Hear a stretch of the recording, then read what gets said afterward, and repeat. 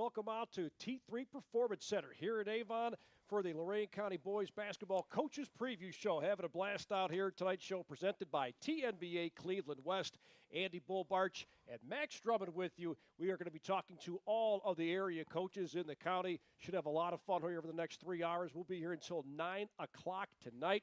Coaches are already waiting in the wings, ready to rock and roll. Max, this is going to be a great year for us. Yeah, college basketball getting underway today. High school basketball not too far away within the month, and it's going to be a good time. Can't wait to get it going. Can't wait to get this whole thing started. Momentarily, we will also tell you what games we'll be covering, and we'll also tell you where we're going to be throughout the county. Coverage begins on November 25th. And we should mention that you'll be on WOBO with Mark Munch Bishop. That'll be a blast. Yeah, that's right. Opening the season just before Thanksgiving, and we'll get to see Amherst and Keystone. So excited to see some non-conference play between teams in the county. That should be very exciting. No doubt about that. Of course, on the Lorain County Sports Network on YouTube, which is what you're watching right now, Dave Rivera will have the play-by-play for you. And a lot of guests rotating in, providing the colorful analysis. And then over on WDLW, you're stuck with me and John Guzik on the call for the games on WDLW. Our first game doesn't take place until December the 3rd. So, again, a lot to get to. We've got a lot of coaches lined up between now and 9 o'clock. And we've got our very first coach lined up. We've got Kurt Russell, the head coach of the Oberlin Phoenix. Coach, it's great to see you, my friend. Always a pleasure to do this. You and I were talking off air. I think this is the third or fourth time we've done this together now, all at separate locations. Well, tell us how things are looking for the Phoenix coming into the season. Well, first of all, just thank you so much for having me this afternoon. The one thing that I always appreciate about, the radio station is that you do a tremendous work for our kids. And I just want to say thank you, first of all, for that. We are growing. We have a very, can I say, young team, but old team. And when I say young team in regards to not a lot of experience, but a lot of kids who came back to play basketball. We got a couple players who play football who decided a couple years ago they're going to concentrate on football, but now they're coming out for their senior year in basketball, and we are truly excited to have this group of young men with us.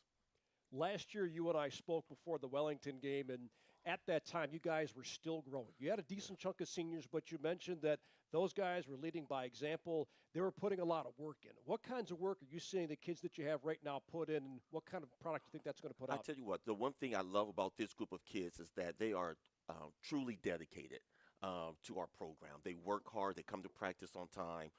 The energy is very contagious. They have this attitude where they want to win. Like I said earlier, a lot of football players who decide to play basketball, and they had a little success this year. We won 2 games, and a lot of people say, wow, you only won 2 games, and that's excitement. It is, because we had a long losing streak in football, and they would like to continue to try to get some victories in basketball this year. So I'm excited. Like I said, they're working hard, they're dedicated, and they like one another, and that makes a big difference for a basketball team. When you mentioned before those guys, some of those guys coming back, and maybe some of the guys from the football program seeing that success, what kind of things, just even though it's a different sport, what can they bring to the team this winter? Just the hard work that they brought. Coach Washington, our football coach, have really put emphasis on changing the culture of the football program in regards to working hard, lifting weights, getting a little bit stronger, which is very important, especially for basketball as well. And so that type of culture has transcended over to the basketball program. Even though we did the similar things in years past, it's good to have seniors who's leading by example, by getting to the weight room, by coming to practice early, not just coming at 5:30 when practice starts. Sometimes kids think that they are on time when it's 5:30 practice, and they come at 5:30. So these kids are coming at 5:15, stretching, getting ready to go. Now, when we talked to Coach Washington and even Coach Ruiz of the baseball program, they talked about getting involved with the youth program there. As a matter of fact, Coach Ruiz always told us about how, because he coaches at the middle school and he's also a teacher there, he said he actually has the kids come in and watch practice. Coach Washington talked about how they do some of that also. How do you guys incorporate the youth program into what you've got going on? Yeah, we've been doing the same thing for the past 19 years. So this is my 19th year coaching. We have our younger kids come to our practice, especially our first practice, to give them a sense of what's happening. Our kids have a youth program where we are referees, our players, so they help with our program, and then the middle school program, they come up as well, and trying to keep it as a family, as a culture builder. Well, and speaking of development, over the summer and into the fall, you guys brought in a new junior varsity coach to lead the Yes. way with that. Can you explain with that, how that hire came to be? Oh, yes, Coach Rob Osler. Coach Rob was a football coach. And the one thing I love about Coach Rob is his youthfulness and his energy and his excitement. And that's one thing that I believe we was missing in terms of our coaching staff, that young person who really could be able to run up and down the court. You know, my knees is getting kind of old these days, so running up and down the court is not my thing anymore. But we have a coach who's able to do that, and he just brings that youthfulness, that excitement that I'm excited to see as the season progresses. Certainly. Yes.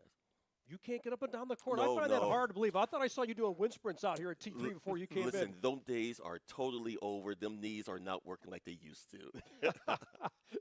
Well, tell us about some of the names that Max will be calling on those games on WOBL. Who are some of the faces that have really kind of gone above and beyond in your mind in the early stages of practice? I tell you what, we have two returnees that I think could be pretty decent this year. Our point guard, Corey Freeman, who has started probably his sophomore year, and we have Carmelo Williams, you know, a name that you might be familiar with in terms of the football. Both are lefties. Both are very hard worker, very athletic. And so we're going to lean on those two for this season. And then the quarterback for the football team, Drew Walters, who played his sophomore year, decided to come back to play basketball. Strong kid, so we're looking forward for his energy and his rebounding, something we missed. No, last year and the previous year, we just missed toughness, that inside presence. I think Drew would give that to us this year. And we have a new kid that came in. His name is Luke Smiley. Luke, matter of fact, went to Bay, but his mother is a teacher at the high school, a math teacher, and he decided to enroll in Oberlin. Big kid that we are excited to work with. He's a project, but we love, you know, working with young people like that. So those names are really stand out for me. Can you think of some underclassmen who you feel like have a chance to really blossom in this program in the next couple of years? Yes, this is a young kid by the name of Antonio Washington who played JV last year. Probably one of our most skilled guards we have. And so I think Antonio could play a major role. We have a young man named Hassan Bell, who is very energetic. Defensively, he's a nuisance, and I think that he could really cause some havoc on the defensive end. And so those two underclassmen stands out for me. You know, we lost a big player in terms of Kamante Hopkins. He'll be a freshman, but unfortunately tore his ACL in terms of football. So he's going to be a big loss for us, but we are excited for some of the other younger players we have. What kinds of goals do you guys have set out for yourselves for this season? You know, we just wanted to start off early this year. You know, last year we lost our first couple games, and this year, hopefully, we could get off on a good note. You know, we're going to try to compete like every year in this conference to be in the upper echelons of the conference, but our conference have such great teams and great coaches. You know, I'm thinking about the Keystone, the Columbias, the Clearviews, the Firelands. I could go on and on. You know, every game, you know, it's going to be a barn burner, and we have to be on our P's and Q's to make sure that we are able to compete. And so looking to start off early this year, get off to a fast start and be competitive, and hopefully we could take teams to the fourth quarter, and then maybe our conditioning could propel us to victories. Great stuff. Well, I can promise you this. You're far and away the best dressed guy in this room. You'll be the best dressed guy probably for the next 3 hours as well. I mean, look at the way this guy's suited up here. This is incredible. Talk about setting the bar high. Well, I tell you what, we had a staff meeting today, and so I didn't get a chance to change the practice clothes. I just kept this on. Well, we appreciate you making time for us anyway with that. It's awesome. Yeah, thank you so much. I really appreciate it. Once again, thank you for all that you do for Lorain County basketball and for the Oberlin Phoenix. Coach, thanks for coming on. Always a pleasure. Thank you so much. Appreciate it. Thank you. Kurt Russell, head coach of the Oberlin Phoenix, joining us here at T3 in Avon. Our show tonight brought to you by TNBA Cleveland West. Having a blast here talking to all the boys basketball coaches here in Lorain County and beyond. And it's going to be a lot of fun to watch the Phoenix this season, Max. Yeah, it's definitely one of the most competitive conferences, I think, in the area. And in that LCA, like he alluded to, you never know what kind of game you're going to get. You might have to score in the 40s or get up to the 70s. So it should be very fun to see. You got a little bit of everything in between, right? That's right. Yeah. I'll tell you what, I mean, you and I are sitting here in our station gear. He shows up, he's got the tie on, the whole 9 yards, man. I felt so underdressed, but that's just how he is. He's the best dressed coach in the area by far. Yeah, I was gonna With say, all due respect to the other coaches who will show up here tonight. well, it carries over to game day as well. Oh, it certainly does. There's no question about that. All right, we mentioned we've got a lot of coaches to talk to between now and 9 o'clock, and we'll line another one up here in just a few moments. Let's take a minute, though, to talk about just how great this facility is here at T3. I mean, of course, I call games not too far from here for the Lake Erie Crushers, and instinctively I almost turned left to go into that parking lot that reminded myself I had to come in here. But, this is such a cool facility, and I can't believe that this is my first time ever actually being in here. Dave Rivera had to remind us we're in Building 2. I didn't realize there were 2 separate buildings, but it is massive. This is a great facility. Yeah, and that's how many training courses they offer. Obviously, we're here to discuss basketball and here this week to do that, but they've also offer a lot of different things, whether on the turf fields, whether it's soccer or volleyball and everything in between. There's just a lot of different training opportunities at both of Building 2 and Building 1 just down the way from here. They've even got a pizza joint as a part of this complex, too. I had my eyes on that when I walked by. I don't know how late this goes, how late they're open, but maybe pass it on the way out. We'll see. I think they'll probably stay open for you. Yeah, I mean, consider it. you're at least 5 Mile famous now, right? I mean, you're a local celebrity. They hear you Just a giving the little bit. news every single morning, right? So you've got to have some sort of pull there, don't you? I would think, especially, as a food connoisseur in the area. I've done it in the summer with other kinds of food. I don't see why it wouldn't apply to pizza and what they have here. All right. We're going to get to our next guest here in just a few moments. Want to remind you again that you can head to our website to find out what games are going to be airing when. You guys are up first on WOBO. You and Mark Munch-Bishop will be calling those games November 25th, Amherst at Keystone. That'll be the first one. That's a great matchup. It certainly is, and on the girls' side, Keystone, obviously a lot of great playoff success, and Amherst has pulled the upset or two here and there throughout their SWC play. So seeing them to open the year, that should be a very intriguing matchup. All right, we've got to be on our best behavior now because we've got a guy that's been around this for a very, very long time joining us right now. A guy that's been around so long, he's even done my taxes in the past. We've got the great Al Januzzi, head coach at Open Door. Coach, great to have you on, my friend. How are you? I'm doing great. Yeah, great to be here. Glad you guys are here at T3. It's a great place.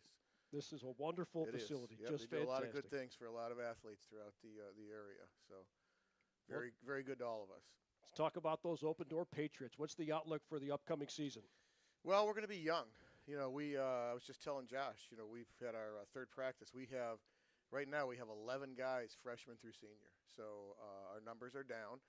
We only have one senior in the program, Nikos Poulios, but we bring back Braden Bendick, who was our third leading scorer last year, but actually was our leading scorer the last 5 games of the season. He's a junior, and he can do it all. He can score from the outside and get to the basket. He's a great leader. We have 2 other guys that have some varsity experience in Zane Patton and Titus Hanrahan, and then we have a couple freshmen, Liam Coughlin and Cooper Swagelak, that are going to contribute and are going to help. But it's been 3 really good practices, a great group of guys, great attitudes. We have great families at Open Door. So, as always, it's my 28th year going at it, and I'm just as excited today as I was the first time I did this when I was at Lorain Catholic. So. Let's talk about those underclassmen. Let's talk about those freshmen a little bit more. How much do you expect them to contribute and see the floor for you this year? Well, Liam will start for us. He's long, he's athletic, he works really hard, and he is going to. I think he's going to contribute a lot. I told him, we're going to need him to score. We're going to need him to, shoot the ball from the outside. Play some defense, get to the basket. So he's gonna be a huge contributor, and we're looking for a lot from him, not only this year, but to have a great career over the next 4 years. Well, and to open the season with a lot of different young guys, how much do you see that rotation varying from game to game before you get too deep into December? Well, it's going to depend. It's going to depend what happens. We've got 4 scrimmages lined up, and then we're in the preview, which is, by the way, the Lorain County Boys Basketball Preview, sponsored by the Lorain County Boys Basketball Coaches Association at North Ridgeville on Saturday, November 22nd. So, we need people to go out there and support. That's one of the ways that we raise funds to give away scholarships. So we really want people to come out to that. So we're going to have an opportunity in those 4 scrimmages to kind of see, where these guys stand and, see how they're going to gel, how they're going to come together, and what those rotations are going to look like. But with so few guys, there's not going to be a lot of movement. These guys are going to have to play a lot. They're going to have to be in shape. I told them, we're going to run a lot. We're going to be moving a lot because you got to be in shape. I did tell them. I just shared the story. My second year at Open Door would have been, I don't know, 1998 or whatever. Again, the old guy, yeah. right? Yeah. Exactly. I had a 6-player varsity basketball team, 6 guys, and I did have a parent complain about playing time that year. So believe it or not, it was 6 people. That's one of my stories. But it ended up being a great year, and those guys, it only takes 5 to be on the floor, so you got to keep them out of foul trouble, and they have to be in shape to be able to play a lot of minutes. So. Well, at the end of last year, you had talked about how you guys played such a tough schedule for a small school. How do you think that helps your group this season? How do you think they learned from that and have kind of evolved from that? Well, I think that's one of the things that we've done at Open Door. We're not in a conference. And so the first 2 years that I was there, this is my 4th year back, we played 22 different schools, believe it or not. Jeez. Now, last year and this year, the only 2 schools we played twice are Cornerstone Christian and Medina Christian. So we see a lot of different styles of play, a lot of different teams, a lot of different levels of competition. And I think that's good. I really do. If you're going to play teams that are always going to be that you're going to be better than, if you will, like you can make mistakes and get away with them and still celebrate a win. Whereas if you're playing teams that are going to be better than, you're going to challenge you, you can't get away with that. You're forced to pay attention to details. You're forced to correct those mistakes. And I think it challenges the kids and makes them better. The challenge there is that, I always talk about that X factor or that intangible heading into the tournament, and that's the C word. It's confidence. And you got to win some games to gain confidence. So it's difficult as your program kind of goes up and down, to figure out what you're going to do with that schedule. Because when you have an Elyria Catholic on the schedule or a Trinity on the schedule or a Brookside on the schedule, you got to keep playing those teams even when you're going to have down years. You can't just say, well, we're going to play you, when we're going to be good. So that's a little bit of the challenge. But I think that's good. It's good for our kids. Well, and that variety of opponent, it also kind of leads into my next question, and it's a little bit more of a bigger picture. But when you look back at your first time there, 98, and those years, and then to now where there's the expansion of the divisions in the playoffs, does that kind of change how you guys approach the final stretch of the season or what you're expecting from that? Well, I think so. I mean, I'm not a big fan of the expansion of the divisions personally. I mean, maybe that's just, being old-fashioned. I think it really waters things down. Sure. But I think the approach is the same. And, I think that what we do is we kind of coach, again, without a conference. We really coach from day one to get ourselves prepared for the tournament. And in order to get yourself prepared for the tournament, you have to be fundamentally sound. You spend years going down watching teams down at the state tournament. And you have 2 types of teams. You have teams that just recruit a bunch of players and then they have success because they have athletes. And you have teams that are just very fundamentally sound and play the game the right way. So you've got to be fundamentally sound, and you've got to be able to play the game in the half court. I don't care what level you're watching basketball, when you come down to it, big games, and you come down to tournaments, it becomes a half court game. So you have to be able to defend in the half court, and you've got to be able to execute in the half court. You can press a lot, and you can have some success during the year, but good teams, as the season goes on, are going to be able to break pressure. So that one of the things we have 3 core values. We have discipline, we have passion, we have respect. And, discipline is a big piece of that. Discipline on the court, discipline off the court. And so that's what we work on. We try to have disciplined practices so that we look disciplined on the basketball court to prepare for that postseason. You talked about confidence earlier, and you guys hope to establish that before you get into tournament play. How confident do you think this team is right now as you guys get ready to play your first game here in a few weeks? I'm sure that schedule is going to be just as tough as it was a year ago, but where do you think the confidence is with that group right now?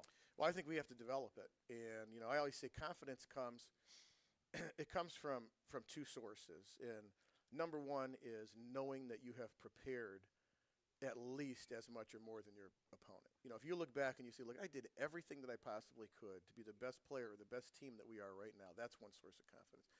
The second source of confidence is having had success in certain situations in the past, and then you rely on that as you move forward.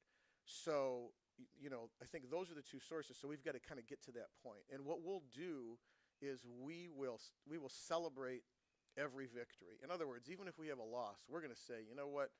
Yeah, we lost, but here are the things that we did good. You know what I mean? There are some things that were under our control that we did good. We didn't turn the ball over. We rebounded well.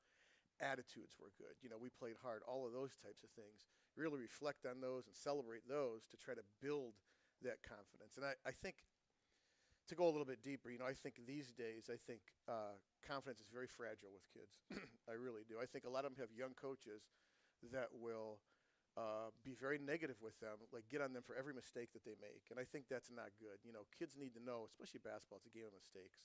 And so they need instruction, they need discipline, they need to be corrected, but I think they need a lot of positive reinforcement to know that they're doing good when they're doing good. So we really we emphasize that a lot. So all those factors are going to hopefully, you know, under our control, build the confidence of the team as we go along, regardless of, you know, the win-loss situation as we go through the season. When does that regular season kick off for you guys, Coach? Well, we're going to be at Independence on the 23rd, which is not on the 23rd. We're going to the Saturday after Thanksgiving. So that's gonna be tough for us to start. And then I think we have Oberlin. We always play Oberlin early in the year, and so, you know, we'll get going. And again, our kids are going to play hard. They're going to play together. They're going to be respectful of their opponents, of each other, of the officials, and they're going to play the right way. And, you know, people are going to watch open door basketball and literally look at that and say those kids played the game the right way. They played hard, and you know, that's how we're going to approach things. Well, and if that game against Oberlin is anything like it was last year, when you guys won in overtime, boy, what a thriller that was. That had to be a blast to coach. I think it was triple overtime. And then we hit a last-second shot. That was a lot of fun. That's for sure. So we'll see. I think you guys came close to, or maybe you did score 100 points that night, didn't you? You guys scored a ton, if I remember right. It was close. Yeah, it was a high-scoring game. There's no doubt about that. Yeah. So should be a lot of fun. Are the Three Stooges still prominent in the office? They absolutely are. Yeah, that was my those Three Stooges from the old tinder boxes. People will remember this. In the old malls, they used to have those. They used to have all those caricatures like W.C. Fields, etc. And yeah, actually, my wife Jean, we've been married for 38 years, got me those before we were married for my high school graduation gift, and I still got them sitting there in the office. So yeah, they're nice. A good conversation piece. Prominently displayed, right? Who would have thought they'd be brought up this many years later? Coach, best of luck this season. Thanks for joining us. As always, look forward to seeing you down the road. Absolutely. Thanks. And to reiterate what Kurt said, really appreciate what you guys are doing with all the games, the live streaming. I mean, it's really making it special for the kids. Doing a great job. We appreciate it. Great stuff, Coach. Al Januzzi, head coach of the Open Door Patriots. Great stuff from him as always. They play a gauntlet of a non-conference schedule. I mean, they play so many outstanding opponents to get them ready for tournament play. That they do, and, you know, most of the time you find them competing to the very end. I know we've had the opportunity to have them on both radio and video, and it comes across whether you're listening or watching it. That certainly does. We're at the T3 Performance Center here in Avon. Our show presented by TNBA Cleveland West. He's Max Drummond and Mandy Bulbarch. 3/4 of the Lorain County's four horsemen present here tonight. We got El Capitan, Edwin Vereen, the director of our ship, pushing all the right buttons, getting us on and keeping us on, making sure that you could see this one for the next couple of hours and change as we catch up with as many high school boys basketball coaches in the area. Also want to remind you that coming up on Wednesday, same time, same place, same YouTube channel here on the Lorain County Sports Network. Dave Rivera will talk to all the girls basketball coaches in the area as well to get you ready for the girls on the hardwood. You mentioned that you've got a girls game November 25th, Amherst taking on Keystone. Goose and I will have one December 3rd. That's our lid lifter as well, with Avon Lake taking on Avon. I was just about to say we cap off football essentially with that and then jump right into it with basketball and our coverage. So that's one everybody's got to have circled. Yeah, Dave Rivera's got a few girls' games streaming on YouTube here on the Lorain County Sports Network. His first one's December 13th. Boy, that should be a pretty darn good one, with Holy Name taking on Elyria Catholic in that Holy War battle. That's always great no matter what the sport. Yeah, we got to cover it in football this year, getting to do it in basketball, and those are two teams that really compete at a high level and usually make it, if not out of the first round, usually into the second or third round of the playoffs. Yeah, always wonderful stuff. All right. Well, coming up here in just a few moments, we've got a couple of other coaches lined up here ready to talk to us as well here on the Lorain County Sports Network, live and free on YouTube. Again, coming your way today from the T3 Performance Center here in Avon. Today's show presented by TNBA Cleveland West. And next up, well, what's left of him anyway, Columbia head coach Josh Sharf. Great to see you, my friend. How are you? Doing well. Thanks for having us on. Well, I noticed that the second you walked the door, it was hard to miss. You mentioned you're 60 pounds lighter? I am, yes. So what's the secret? The secret is having your wife make fun of you after the season. So she made a comment that when I'm coaching, I look like I'm saying they're pregnant. So I was like, I better do something then. So yeah, we just cut out the pop. I was drinking a 2-liter Coke a day and just stress eating, and so just stick down and stay under 1,800 calories. No more pop, and it's kind of helped out. A lot of changes because you used to have a full head of hair, right. And now you're seeing the same barber I am. Absolutely. And now things are definitely different for you. So tell us what's going to be different about the Columbia Raiders this season. Well, we're going to be a lot smaller than normal this year. We're down to one senior. Jacob Russ is our only senior. He's gonna play some big minutes for us, big role for us. And we've got 8 or 9 juniors that should show some promise, and and our sophomore class should help out too. So we don't really have the big post that we've had the last few years. So we're gonna play a lot quicker. We're gonna play a lot more aggressive defensively, and just try to play on transition. So we just got to get through some injury issues and get our guys healthy and see what we can do. Well, and heading into the season, obviously, under Coach Ward in the past and now Coach Rice, football is always pretty competitive and going deep into the season. Right. What does that look like for you guys in getting in basketball shape at the start of the year? It's our normal, and we've never known anything different. I think this is year 11 for me at Columbia, and it's been the same every year. So it's just how we do it. Sure.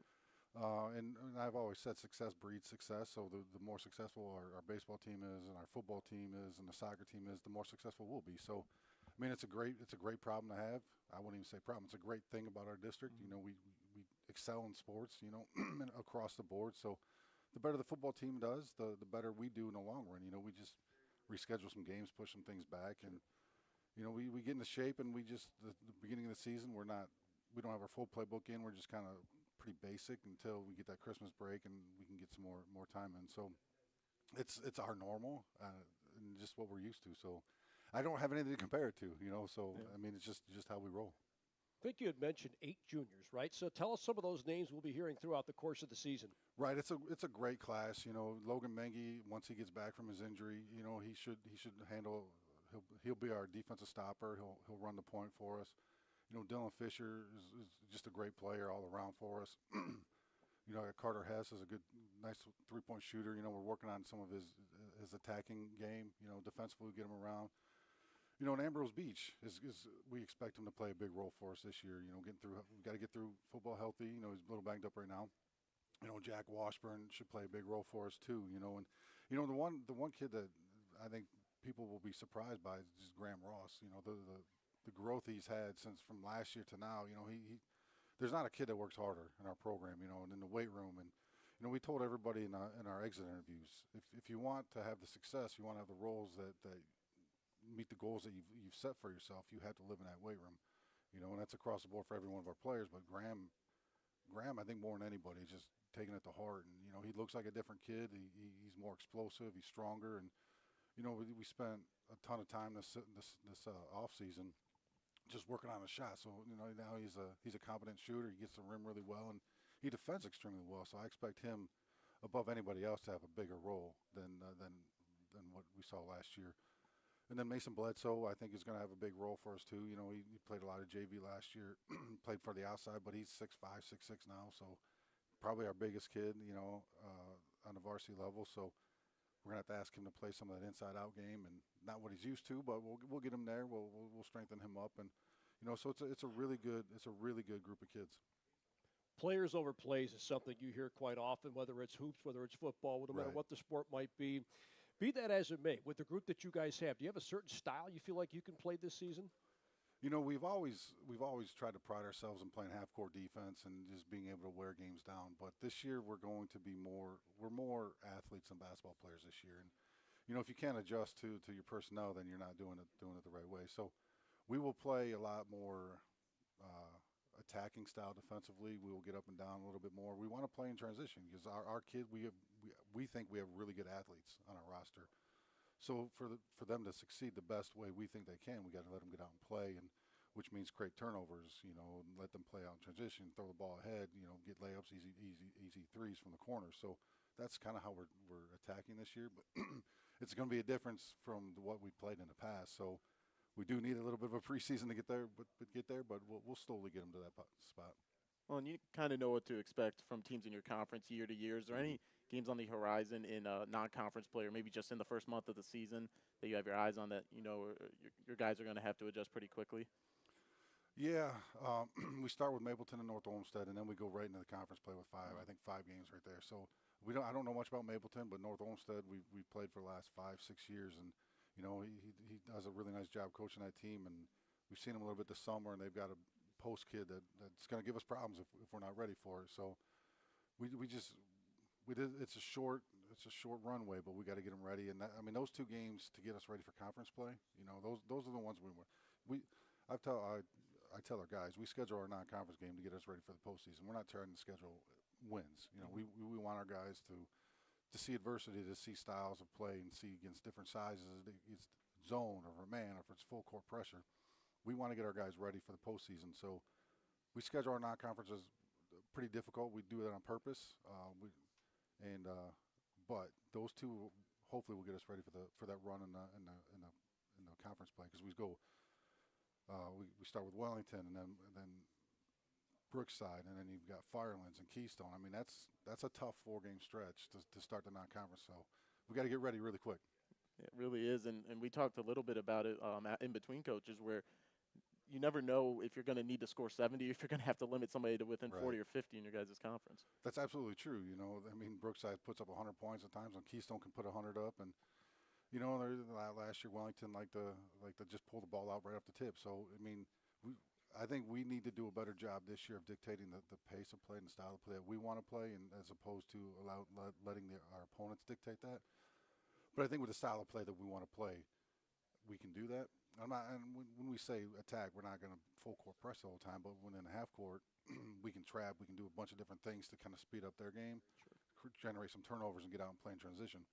We will still put our bread and butter on being able to get stops, getting kills, which is 3 stops in a row. That's what we pride ourselves on, in playing defense, and just hopefully we can turn it up a little bit this year, turn that solid defense into some, not gambling, but pressure to create turnovers and score in transition. How much of that falls on Menge's shoulders? You talked about him a little bit earlier. He's your defensive stopper. He kind of served that same role for you guys when he was healthy last year. Right. How much of that falls on his shoulders? A lot of it. He's our leader defensively. He's our emotional leader. We need him back, and I think it's probably going to be mid-December to January before we see him back. But I think Graham can step up and play in that role until Logan gets back. But we talked about it in a preseason meeting. I've been way too businesslike in the way I coach, not letting kids celebrate, not letting kids listen. I grew up in an age we played football. You hand the ball to the ref, and you go back to the huddle, and it worked for us back then. But I don't think it works anymore so much now. So we talked about playing with emotion, but not playing emotional. So we're going to let the kids be a little more free with their expressions and within reason. We're still going to play the game with class but I think me allowing them to just show their personalities a little bit more is going to feed into the way we want to play, and it's going to be a lot more fun for us this year. Can't let you go without asking about your home floor. This is year 11 for you at Columbia? Assistant, and yeah, so This is year 5 as a head coach, but year 11, yeah. I'm not sure if you've ever been to that gym. It's so unique, though, because, the crowd's right on you. There's almost no room whatsoever. Talk about how that kind of plays as an advantage for you guys playing in an environment like that. But it's great, and when we can pack that house, and there's no better gym to play in. There's no better crowd to play in front of. So, but you're right. There's no sideline, there's no baseline, and it's a loud gym when it gets packed. And I think the size of our gym, because it allows us to play the way we want to play this year, and it just shrinks the court for our opponents. And when we can pressure the way we want to pressure this year, it's going to be fun. And when you're playing in transition, you're getting up and down. The crowd gets into it. The kids are going to get a little more into it this year. It's just going to breed a great environment in that gym. It's still my first year when we played Overland in our gym. That was standing room only, and it's the most incredible gym I've ever seen kids be able to play in. It was just a great experience, a great atmosphere, and we're hoping to get back to that this year. Should be a blast. Got that stage where sometimes the student Right. body will set up shop there. Really fun stuff. As a matter of fact, you and Munch have Columbia and Firelands December the 12th, man. That'll be awesome. Yeah, I know Mark Bishop. He's going to feed off of that crowd, so it should be a heck of a time. No, you guys might have to pull Munch out of that gym. He's going to love that. He might set Go up a crowd cot. surfing or something. Yeah. Right. I mean, I'm sure Bansick will set the cot up for him if it came down to that. But, yeah, Right. he's going to love that. Well, Coach, a pleasure as always, man. Great to see you. Congratulations on dropping 60 pounds. I almost Appreciate didn't it. recognize you when you walked in. Right. Appreciate it.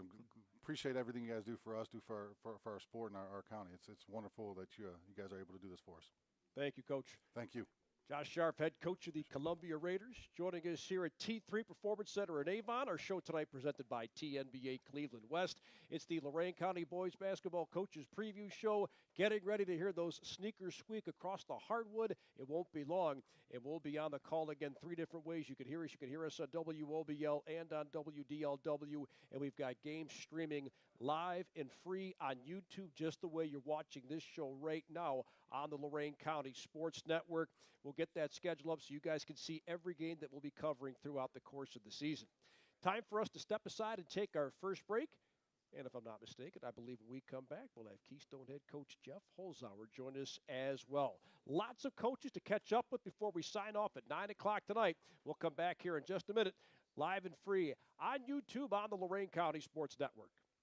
Looking to improve your game? At T3 Performance in Avon, we help athletes of all ages move stronger, train smarter, and play harder. Head to T3Athlete.com or call 440-934-2244. Follow us on Instagram and Facebook at T3. We're building confidence and better athletes. Test, teach, and train like never before. Join us today at T3 Performance. Looking to improve your game? At T3 Performance in Avon, we help athletes of all ages move stronger, train smarter, and play harder.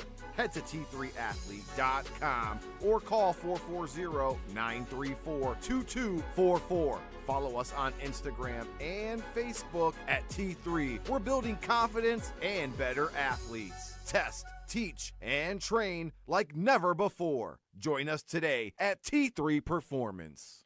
Looking to improve your game? At T3 Performance in Avon, we help athletes of all ages move stronger, train smarter, and play harder. Head to T3Athlete.com or call 440-934-2244. Follow us on Instagram and Facebook at T3. We're building confidence and better athletes. Test, teach, and train like never before. Join us today at T3 Performance. Looking to improve your game? At T3 Performance in Avon, we help athletes of all ages move stronger, train smarter, and play harder. Head to T3Athlete.com or call 440-934-2244. Follow us on Instagram and Facebook at T3. We're building confidence and better athletes. Test, teach, and train like never before. Join us today at T3 Performance. Looking to improve your game? Performance in Avon, we help athletes of all ages move stronger, train smarter, and play harder. Head to T3Athlete.com or call 440-934-2244. Follow us on Instagram and Facebook at T3. We're building confidence and better athletes. Test, teach, and train like never before. Join us today at T3 Performance. Looking to improve your game? At T3 Performance in Avon, we help athletes of all ages move stronger, train smarter, and play harder. Head to T3Athlete.com or call 440-934-2244. Follow us on Instagram and Facebook at T3. We're building confidence and better athletes. Test, teach, and train like never before. Join us today at T3 Performance. Looking to improve your game? At T3 Performance in Avon, we help athletes of all ages move stronger, train smarter, and play harder.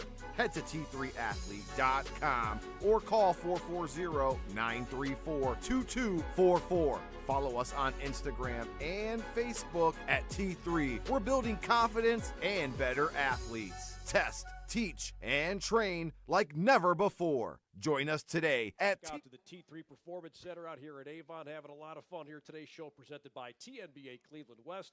We're catching up with all the Lorain County boys basketball coaches, getting you ready for the 2025-26 season. Coming to you live and in living color on YouTube on the Lorain County Sports Network. He's Max Drummond. I'm Andy Bolbarge. El Capitan Edwin Vereen is the director of our ship, pushing all the right buttons so that you can see everything on your screen right now. And we're having a lot of fun talking to a lot of coaches. And we've got our next man up, and Jeff Holzauer, who is the bench boss of the Keystone Wildcats. Coach, great to see you, my friend. How are you? Great. Thanks for having me. Happy to be here. Well, you mentioned you guys got going Friday last week, so only a few days into practice. You know, what are the early impressions on what you're seeing from the group a few days in? Great group of kids. It's a group that you look forward to every season, and the special seasons are the ones where you love coming to practice every day. And we've only had 2 so far, but it's a great group of kids. A lot of them I've been around their whole life, so I know them well. I know their families well. It's just going to be a fun year because they get along, and they're just high-character kids. And we have some really nice athletes, so it's going to be a lot of fun. You guys were a lot of fun to watch last year, and it sounds like a lot of the key components are coming back. So let's talk about some of those guys who are coming back. Of course, we call the name of Colton Colley during the football season. Of course, he played a huge role for you guys as a freshman last year. Liam Gordon coming back as well. So how have those guys developed over the course of the offseason? Those two, that's all they do is develop. They work so hard. They work so hard at the game. They work so hard on their bodies to become the best athletes they can be. But I think it always starts with your senior class, and we only have one. But I'm really happy with our senior class. When we talk about high-character kids, it starts with our senior, Emery Fedor. He's a phenomenal kid. I have the pleasure of coaching him in track as well. He's about 6'5". He just absolutely jumps out of the gym. He's not a kid that has been, a basketball-first kid. He's kind of a track-first kid, which I'm okay with because I love that track athleticism that he brings to the basketball court. So I think I was giving him a hard time the other day. I said, "How many dunks did you have last year?" He said, "I was 10 for 11." And I said, "If you dunk 10 times, man, you got to miss more than once. Like, go have some fun." So he's a great kid, and we're just really looking forward to being able to coach him for one more year. And like you said, with Liam and Colt, those two have put so much time in the game of basketball, and you saw plenty the last 2 years with Liam and the last year with Colt, but I really think this year you guys are really going to see what those two are able to do. Well, and those two specifically, but also other guys on your roster. When you have that much talent at such a young age, what's it like when they're coachable and that hardworking that you talk about? Because that's a very special combination. It is, and it's kind of what you need to have the type of basketball program that you want when your best kids are your hardest workers also. Because sometimes your best kids aren't always your hardest workers. Right. For us, our best kids are our hardest workers. They're the ones that are putting the most time in the gym. And when you have that skill set that you work so hard at, in combination with really nice athleticism, which those two have, it's a great combination. Taking a look at some of the other guys that maybe weren't on the radar last year, but you really think have a chance to do some special things this season based on the work they've done in the offseason, who are some of those guys that you think could surprise a bit and see the floor more often and do some special things for you? Well, we bring back 4 starters. So Brennan Hagerman is another junior that we bring back as a starter. So he does so many good things for us. He didn't really score a whole lot for us last year, but he was out there because he defends so well. He's unselfish. He rebounds. He's physical. And then another kid that is almost a clone of Brendan, but left-handed, is a sophomore, Bobby Gurich. And Bobby he's probably 6'2" and change, and super long, super athletic. So he'll be playing a lot of point guard for us. We have a junior, Mason Grams, who just is one of those kids that you can always go to and know exactly what you're going to get. He's sound fundamentally. He's always in the right place. He always does the right thing. Ty Holzauer is a kid that we're expecting big things from. He can shoot it. He can handle it. He can make good decisions. So we have a good nucleus of kids that we're really excited about doing some good things for us. Well, when you bring back 4 out of 5 starters, I'm not sure if you've had that combination in the past, but what does that lead to expectation-wise early on in the season? I know sometimes it can take a little bit to ramp up, but what do you kind of expect from a group that brings back that many? Yeah, I mean, every year we expect to be competitive. We expect to win every game that we play, and we start off with Homestead Falls at the DeFranco Classic this year, so it doesn't get any tougher than that. We're excited about the challenge. One thing we always pride ourselves on is we want to go play everybody. So obviously we play in our league. We do the best we can every year, and we're usually towards the top of our league. But then we really like to try to challenge our kids in the non-conference schedule. And I don't think we shy away from anybody, and we want to go play the best teams. So when I was talking to Coach Brabennick over at Midview about who we wanted to play in the DeFranco, I named all the best schools I could think of, and Olmsted Falls was one of them. So we're really excited. Chris Delisio does a great job over there, and we've had a great relationship over the years. We scrimmage them every single year, so we're not scrimmaging them this year for the first time since I've been coaching. So we're looking forward to changing that scrimmage to a game, and I think it's going to be a great way to start off the season. I'm glad you brought up the DeFranco Classic because I know that's such a special thing in this area for all the obvious reasons. You guys are in that every single year, and there's always so much great talent, so many great teams that play in that. Can you expand on that? Talk about why that's special to you to play in that every single year around Thanksgiving and why that means so much to you. I mean, it's just, we always play Midview, so we decided to switch things up a little bit this year. But, yeah, it just means a lot that they want to include us every year. We've been playing in it forever, and it just I know the family, the DeFranco family, very well. Kind of grew up going to the same church as they did. It is just an outstanding family. So it is just we have a lot of pride in being able to go over there and be one of those teams, not only in Lorain County, but one of the teams in the area that just get to do that every year. And we're excited to do it again. It's kind of like the unofficial kickoff to the season, right? Because that's about where everybody kind of gets going. It really is an awesome environment there. They do such a good job with that at Midview. But let's talk a little bit about how the season ended and how do you think that motivates this group moving forward? You guys had an awesome regular season. The postseason maybe didn't go the way you guys wanted, but how do you think that motivates this group, or how has it motivated them over the last 8 months? Well, I think it shows us how we need to play the game of basketball. And we talked about it in practice today. We have to have 5 equal parts. And when I say that, that doesn't mean they're equal. But we have to play like we have 5 equal parts. And we didn't always do that last year. And when a couple of our big guns would be taken out of the game, we couldn't really do anything about it. So this year, I think we have more talent that we can do something about it. And we can operate more as 5 equal parts. And, I mean, tournament game, we're up 26 points. And we let Trinity come back and beat us. And a big part of that was they were able to really take away our big scores. And we didn't have enough firepower to overcome that. And we just kind of ran out of gas. So that's not going to happen this year. We're going to play a better brand of basketball that's going to be more successful. About how deep do you think you guys will go on any given night? Last year, I know you played about 10 or 11 guys, it seemed like, consistently. How deep do you think you guys will be going this year? Yeah, I mean, a lot of years, I play 7 guys. So, it depends on some of those other guys. And we're still, football just ended. We're still trying to figure out our roster to see what bodies even come out. And we've had a couple kids that, haven't showed up yet that are supposed to. So as deep as we are is going to kind of be dependent on a couple other athletes and whether or not they join us soon. So we'll find that out. But I feel really good about the guys we have in the gym right now, where we can go 7 or 8 strong, with potentially having a couple more bodies. But generally speaking, in a high school basketball game, if you have 7 guys, like, that's enough. 7 guys is enough. 8 is nice. That 8th guy, sometimes they play a lot, sometimes they don't. And then some games where you're really pressuring and you're getting after it, you can play up to 9 or 10 guys. But you don't always need to in high school basketball. The game is pretty short. Well, of course, on WOBL, you and Munch have Keystone and Amherst the day before New Year's Eve. You guys had a classic with them last year. We've had some really good games with Amherst, and a lot of people said, "Hey, it was a great game." I think it was our worst game that we played all year. It was a competitive game, and we were right there, but we just didn't play very well.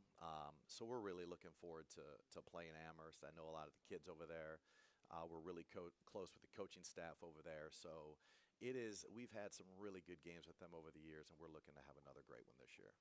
Well, that's a good month into the season or so. How do you balance maintaining that competitive edge throughout practices to that point of the year versus what you're doing in preseason right now? I mean, we didn't really get to do a whole lot this fall. I'd say it's honestly the least amount of basketball that we've played as a group in the fall, just because our whole team either played football or played golf, it seemed.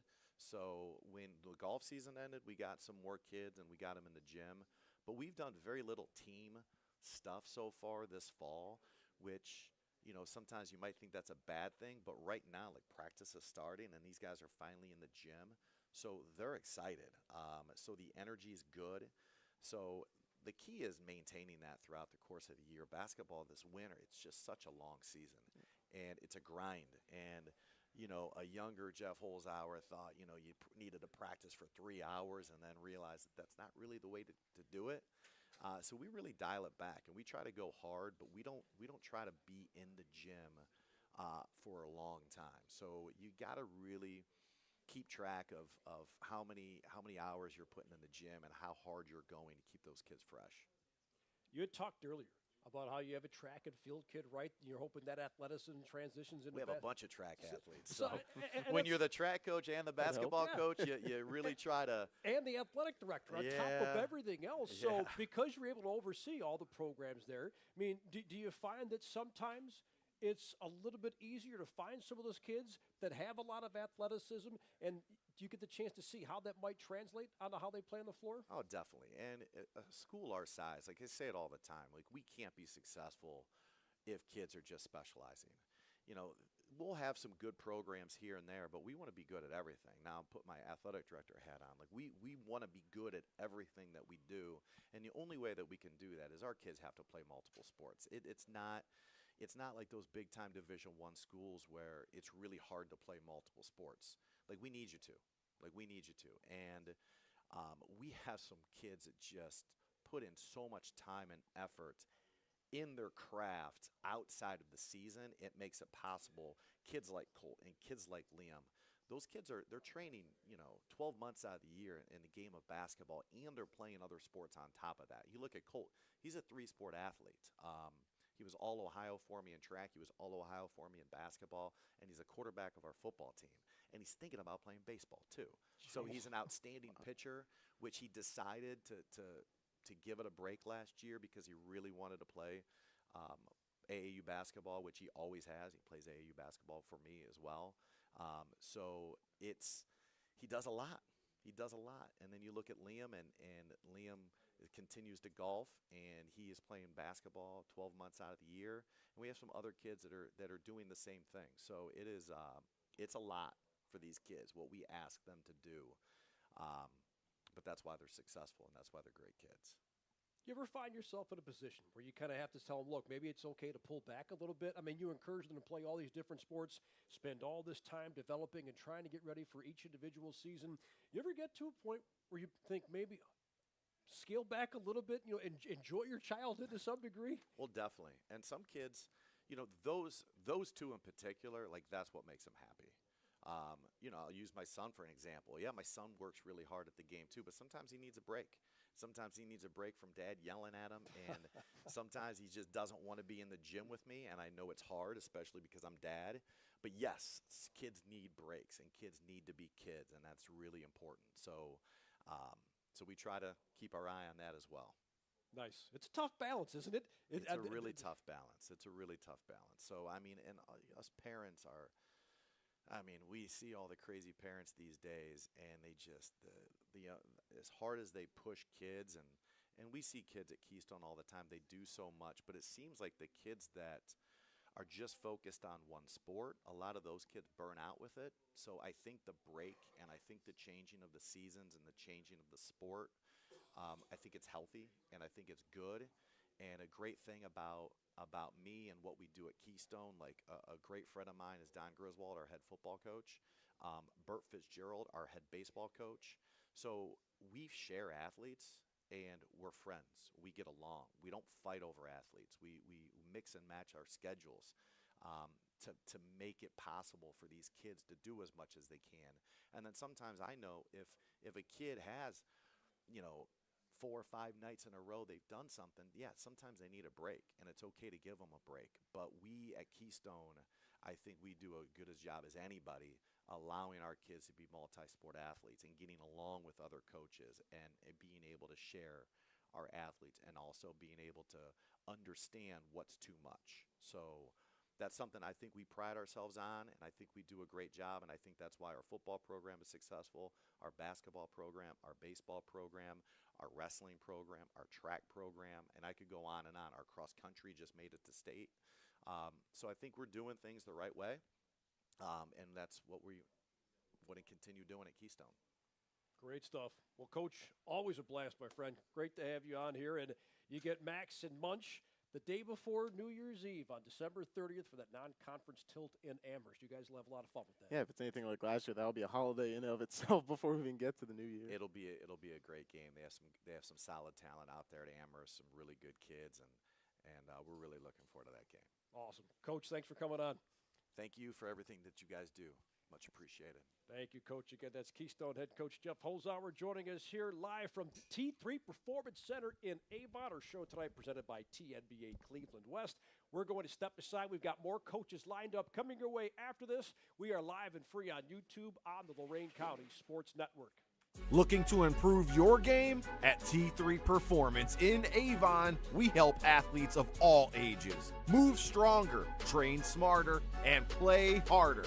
Head to T3Athlete.com or call 440-934-2244. Follow us on Instagram and Facebook at T3. We're building confidence and better athletes. Test, teach, and train like never before. Join us today at T3 Performance. Looking to improve your game? At T3 Performance in Avon, we help athletes of all ages move stronger, train smarter, and play harder. Head to T3Athlete.com or call 440-934-2244. Follow us on Instagram and Facebook at T3. We're building confidence and better athletes. Test, teach, and train like never before. Join us today at T3 Performance. Looking to improve your game? At T3 Performance in Avon, we help athletes of all ages move stronger, train smarter, and play harder. Head to T3Athlete.com or call 440-934-2244. Follow us on Instagram and Facebook at T3. We're building confidence and better athletes. Test, teach, and train like never before. Join us today at T3 Performance. Looking to improve your game? At T3 Performance in Avon, we help athletes of all ages move stronger, train smarter, and play harder. Head to T3Athlete.com or call 440-934-2244. Follow us on Instagram and Facebook at T3. We're building confidence and better athletes. Test, teach, and train like never before. Join us today at T3 Performance. Looking to improve your game? At T3 Performance in Avon, we help athletes of all ages move stronger, train smarter, and play harder. Head to T3Athlete.com or call 440-934-2244. Follow us on Instagram and Facebook at T3. We're building confidence and better athletes. Test, teach, and train like never before. Join us today at T3 Performance. Looking to improve your game? At T3 Performance in Avon, we help athletes of all ages move stronger, train smarter, and play harder. Head to T3Athlete.com or call 440-934-2244. Follow us on Instagram and Facebook at T3. We're building confidence and better athletes. Test, teach, and train like never before. Join us today at T3 Performance.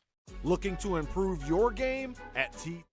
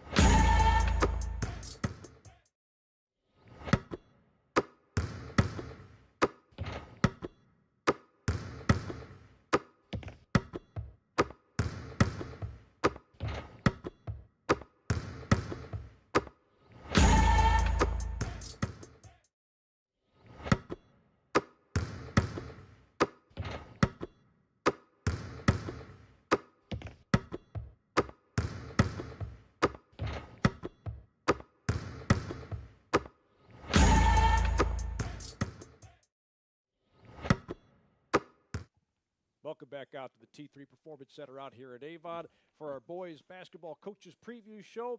We are live on YouTube on the Lorain County Sports Network. Tonight's show presented by TNBA Cleveland West. He's Max Drummond. I'm Andy Bolbarch. Edwin Vereen is operating this ship.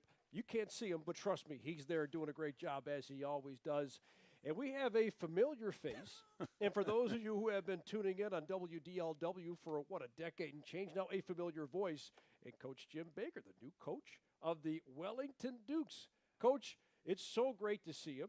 I thought that when things were shifting here at the station, not knowing who was going to go where, when they told me I was going to be on WDLW, I thought, oh, great, I get to go work with Coach Baker. Then I found out, wait a minute, I'm not working with that guy again. I'm going to get back into coaching. And here you are coaching the Dukes. No, you're entirely wrong with that, Bull. And I have this effect on people. I can make people retire, and we can have Hall of Famers retire and everything, and the whole bit. So you probably consider yourself fortunate here that we don't have to do this, but we did get to do a couple, and we did. Yeah, we it was did. fun. It was fun. And people in your old neighborhood, they still say wonderful things about you. Well, money will buy all kinds of happiness.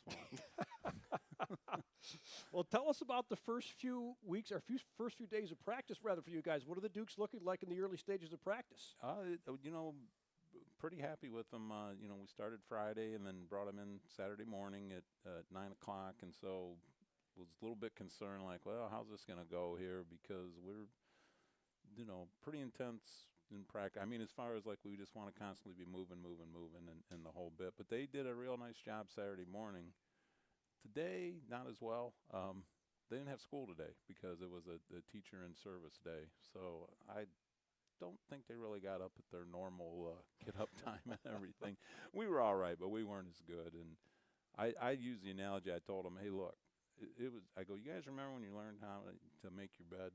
I go, you made your bed, right? I said, and so what was the expectation after that? And they're like, well, you make your bed all the time. And I'm like, we practice pretty good Saturday. That's just like making your bed. So we gotta be like that every day. But no, I love the enthusiasm from the kids. We've got 30 kids out, which I believe is the most Wellington's had in maybe 10 years. 9 through 12, and that they're eager. And up to now, I mean, we haven't faced a lot of adversity, but it's been fun. It's been fun. So a few years back, of course, you were an assistant under Coach Dan Gundert, and you had mentioned that you're hoping things are going to change and start to look on the up and up. How do you feel like things could be different this year than when you were there a few years ago under Coach Gundert? Well, what was really tough my first year with Dan was that was the COVID year. So that was just a crazy year to begin with and everything like that. And now I think, again, it's just been we're trying to get the pride back in the community. I keep telling them, I go, they have a hard time believing this. I said, but there was a year 1975, and that's when I graduated from Wellington. So I said, yeah, we would park our dinosaurs and then go to school, but we're just trying to flood everything with maroon and white. We're trying to flood everything maroon and white and make it a big deal. That gym, I remember days that gym used to be packed, for basketball games. And selfishly, I'm like, there's not a lot to be doing in Wellington on Tuesdays and Friday nights. So we got to conduct ourselves and get ourselves in a way that these people are going to come to the games. I said, but that's on us. I said, we got to show them that we, are ready to go and we're going to play 100% and do things the right way all the time. Also, being away from the sideline for a little bit, and whether it's when you were just maybe watching games as a fan or calling games, has that changed your perspective at all on things that you look at the high school level here? That's a good question. It's you see how things tend to be going and everything. I think it used to be. It seemed like people ran a lot more sets, for example, and things like that. Now it's a lot more get up and down the floor. Offense is kind of dictating things. People like to see points and things like that, and that's what I used to always have fun with Don about, because we called that Donnie ball, and I'm like, oh my gosh, I'm gonna throw up or something. But but I think you have to get the kids to buy in, and there's some give and take from the coaches as well. So although I love the movie Hoosiers and Gene Hackman and all that good stuff, probably doesn't really fly these days. So but we're still, for us, we've got to be fundamentally sound. And that, no matter what style you want to play, and if the kids want to get up and down the floor, that's fine. But we can't be throwing the ball off the bleachers and everything else. We got to do things the right way. But they're buying in. I mean, I'm having fun right now. Yeah. So who are some of the guys you expect big things from this season?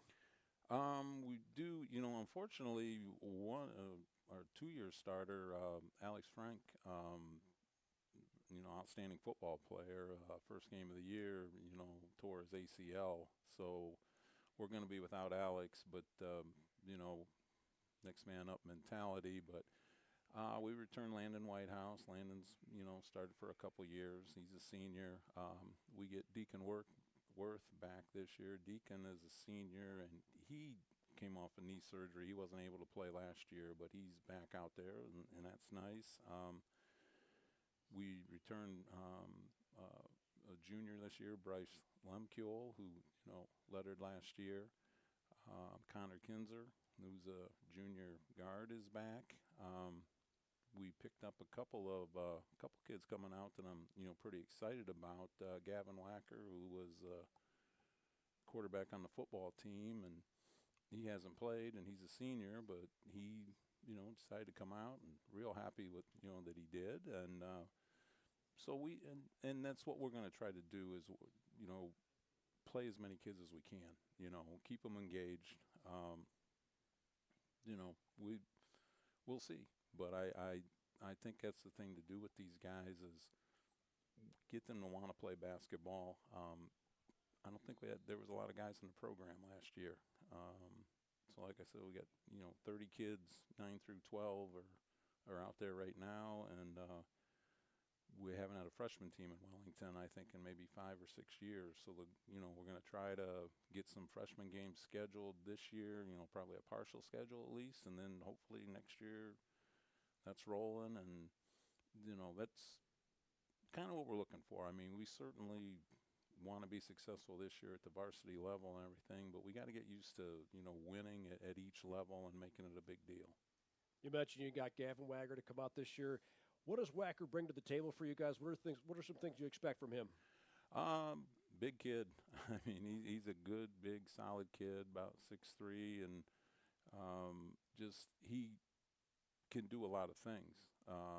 He can, you know, go inside, and he can shoot it a little bit from the outside as well. And I think that's the thing that may be a strength for this team is all the guys I mentioned, they can play multiple spots. You know, we are kind of interchangeable, which I think could help us defensively as far as like being able to, you know, guard different people and everything like that. We've got a couple different kids that can probably, you know, run the show for us, so to speak, and things. So I think that's the biggest thing is that, you know, a guy like Gavin is athletic enough. He, you know, probably go guard a post player, but he can probably go guard, you know, somebody out on the wing as well. And, you know, all of our kids, you know, that's what we're trying to accomplish, you know, with what we're working on in practice is that they can, you know, guard multiple spots and they can also play multiple spots. And like what we told the kids, the more you know, the more opportunity you're going to have a chance to play for us. Well, I'm trying to find that consistency as a group. You made the analogy earlier about practice to practice. Is that something you put a timetable on for at this certain point in the season it'll click, or how do you determine that? Yeah, definitely. And you know you're going to have a clunker. I mean, you know, every coach out there, they want every practice to be, man, we were so good today. Well, you know it's coming. I mean, it's just the nature of the beast. It doesn't matter what your team is. You're never going to walk out of a practice like, oh my goodness, we had a great practice. We had a great practice. But you want to get to the point where, you know, I just talked to the kids today after practice a little bit. I said, November's tough because November is kind of like whatever you're going to be installing. And installing means the coach is going to be talking way too much because he's explaining as opposed to that. So it gets a little bit stagnant. But you're hoping that by the time you get done with maybe that, you know, third or, you know, fourth scrimmage that, you know, you're over that rough hump. I mean, now they're playing again. They don't have to think. Mm-hmm. I mean, anytime they got to think, they're going to go slower. Sure. And right now, and it wasn't their fault today. I mean, they had to do more thinking because we introduced a couple things. But now, tomorrow, the expectation is it'll be smoother, you know, and then we'll have to pull the rug out again because we'll have to put something else in there, you know. But, yeah, by the time you get ready for that first game, and then you know as well that you're hoping that by the time Christmas hits that you're really playing, you know, up to your capabilities. But up till then, it's you know, it's going to be touch and go. Sure. Taking a look at what Wellington had last year, compare that to what you would like to see this year. What kinds of things would you like to see change as opposed to what you saw when you mentioned you went out there, you watched on Tuesday nights, right? You had a chance to go out there and watch them a little bit because you're not that far from the high school. Right. What are some things you'd like to see change? We've talked a lot about mental toughness. You know, up to this point already, that you've got to understand that it's not. I mean, when we go 5-on-0, we're pretty good. We're hard to guard when the other team is a bunch of ghosts. I'm telling you, we look outstanding. But you know, what you're trying to get them is when those different faces get in there, and when you know you meet some adversity. In the past, maybe you know these kids they didn't have any mental toughness. You know, they would be, who knows? I mean, now they're completely worried about their one-on-one battle they have with somebody out on the other team. And, it's out the door, and here come the turnovers, and then now here comes a call maybe you don't agree with, and now you're shot for the next 3 possessions. And I think the biggest thing we're trying to get our kids to understand is things aren't always going to go your way. That's just how it is. That's how it is in life. I mean, it's not fair. So you can't be letting one thing turn into now, well, there's 4 things that you did that weren't, the right thing, so to speak.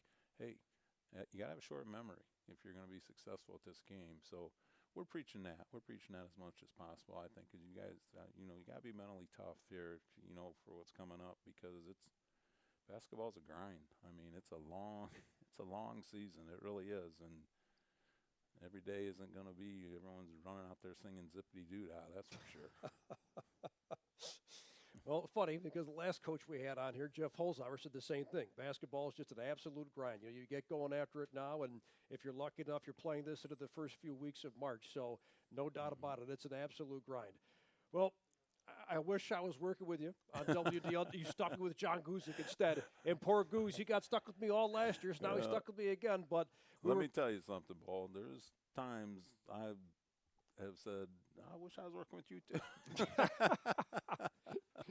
Well, best of luck down at Wellington. It's going to be a fun year for you. I'm sure you'll enjoy it. And we look forward to seeing you guys. As a matter of fact, if I'm not mistaken, you and Munch are going to be calling that Wellington-Oberlin game right before Valentine's Day. Yeah, fairly deep into the conference schedule, so we'll get a good look at where you guys are at that point in the season, in that home stretch. Well, I'll tell you what, I can't even fathom Valentine's Day. I'm worried about tomorrow, so we'll see on that and everything. But, no, I appreciate it. Anytime you guys come out, we'd love to have you, that's for sure. Awesome. Coach Baker, thank you very much. Thank Always you. a pleasure. I always love telling the story about that palace that you guys built with that gigantic basketball court in the backyard that I see when I stare straight across the street. Misguided priorities, I'm sure. But glad you got the HOA to approve that finally after all these years. Well, we better still keep that on the down low. They might go tear it out. Who knows? They can't do it now. We're much past that. All right. Thank you, Coach. Thanks. Jim Baker, head coach of the Wellington Dukes, in his first year returning to the sidelines. It'll be a lot of fun to watch that. Again, you and Munch get to see them live and in living color, second to last broadcast of the regular season. You mentioned very deep into the season on or the day before Valentine's Day. Yeah, that's right. And, at that point in the season, we're going to be formulating a lot of different things with conference race and seeding and playoffs, so it should be pretty fun to see them. We obviously talked to Coach Russell earlier, so it should be a really fun game. Outstanding. All right, let's step aside. We'll take a timeout here real quick, and then we'll come back. We've got more coaches lined up for you again coming your way today from the T3 Performance Center here at Avon. Our show today presented by TNBA Cleveland West. Lots of coaches to catch up with over the next hour and a half, and maybe a little bit more too, right? Be here till 9 o'clock. And if the coaches keep coming through, we'll keep talking to them as well. More coming your way after this. We are live and free on YouTube on the Lorain County Sports Network.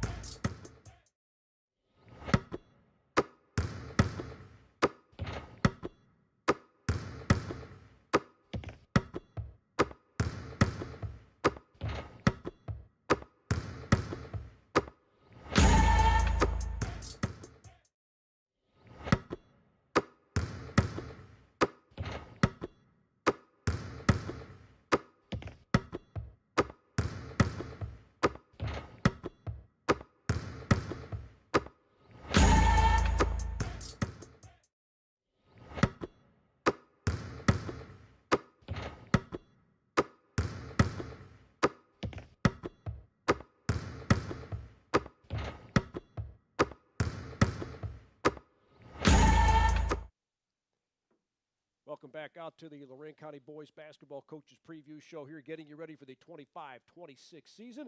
We are in Avon today at the T3 Performance Center. Tonight's show brought to you by TNBA Cleveland West. He's Max Drummond. I'm Andy Bolbarch. Edwin Vereen, El Capitan, is the director of our ship tonight, pushing all the right buttons, getting us on and keeping us on, making sure that you could catch every last bit of this one as we get ready for the season.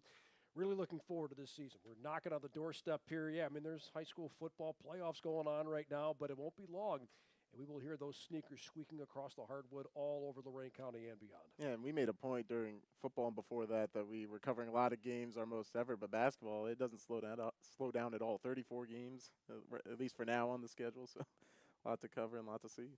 Yeah, it should be a blast. And, you know, it's always fun to watch those Lorain Titans do their thing, and they'll be doing it in a different conference this year. We've got Coach Killian joining us here with Lorain. Coach, thanks for coming on. How are you? I'm great. Thank you for having me. Well, let's dive right in to that new conference, because it's going to be a lot different, of course, going from the Lake Erie League to the GCC, which is going to make travel maybe a little bit tougher for you guys, but different kind of competition as well. So let's start with that. How excited are you guys to get into the GCC this year? Yeah, we're excited. It's going to be a little bit different, obviously, but you know, it's competitive, and you know, they have a lot of great players, great coaches in that conference. Sad to leave the LEL. We were there for a while, but some familiar foes with Cleveland Heights and Shaker that will be playing in this new conference. Well, let's get into some of the guys who will be leading the charge as you guys go into conference play. You know, who are some of the names we expect to be calling a lot throughout the course of the season? Well, yeah, we have Jalen Jackson. He's a returning starter. He's going to be a junior this year. He was all-county, all-conference. We have Jeremiah Daniels, who started at the end of the year, came on strong for us. We're looking to have him be a big part of what we do. Have a couple transfers that came over. Kane Taliano, he'll be helping us out, and JaVale Morris, who is a sophomore. It came from Elyria Catholic. So our senior, Julian Turner, he played some minutes last year. We're kind of young and inexperienced, but at the same time, the kids, they get after it. Well, you mentioned a little bit there, alluding to losing some experience from last year's team. One spot I was interested in asking about, obviously Julian and Avon were the primary ball handlers. So this year, does it kind of become a by-committee approach of who initiates the offense, or how are you guys looking at that so far? We have some people that can initiate the offense, that can start it, multiple people. But we really gotta kind of wait and see, get a couple scrimmages under our belt. This summer we had a pretty good summer. Built some continuity, some chemistry.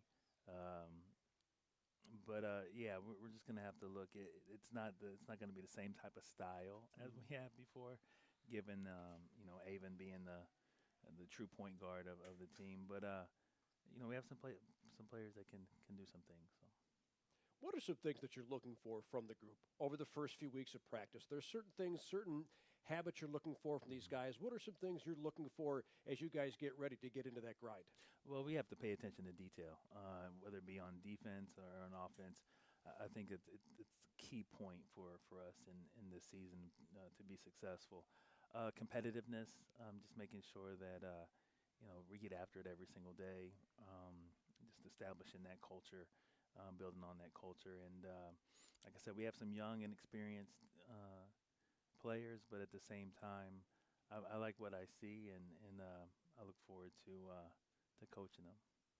Well, maybe if they didn't get a chance to play last year, but maybe were on the bench or courtside for some of those competitive games that you guys got to play in, what kind of thing does that do for those guys, even if they maybe weren't on court doing it, but getting to see it and getting to watch those guys throughout the week? Yes, we had some big games last year, like we were talking about before. It came down to the wire, and just the resilience and the fight that our team showed last year.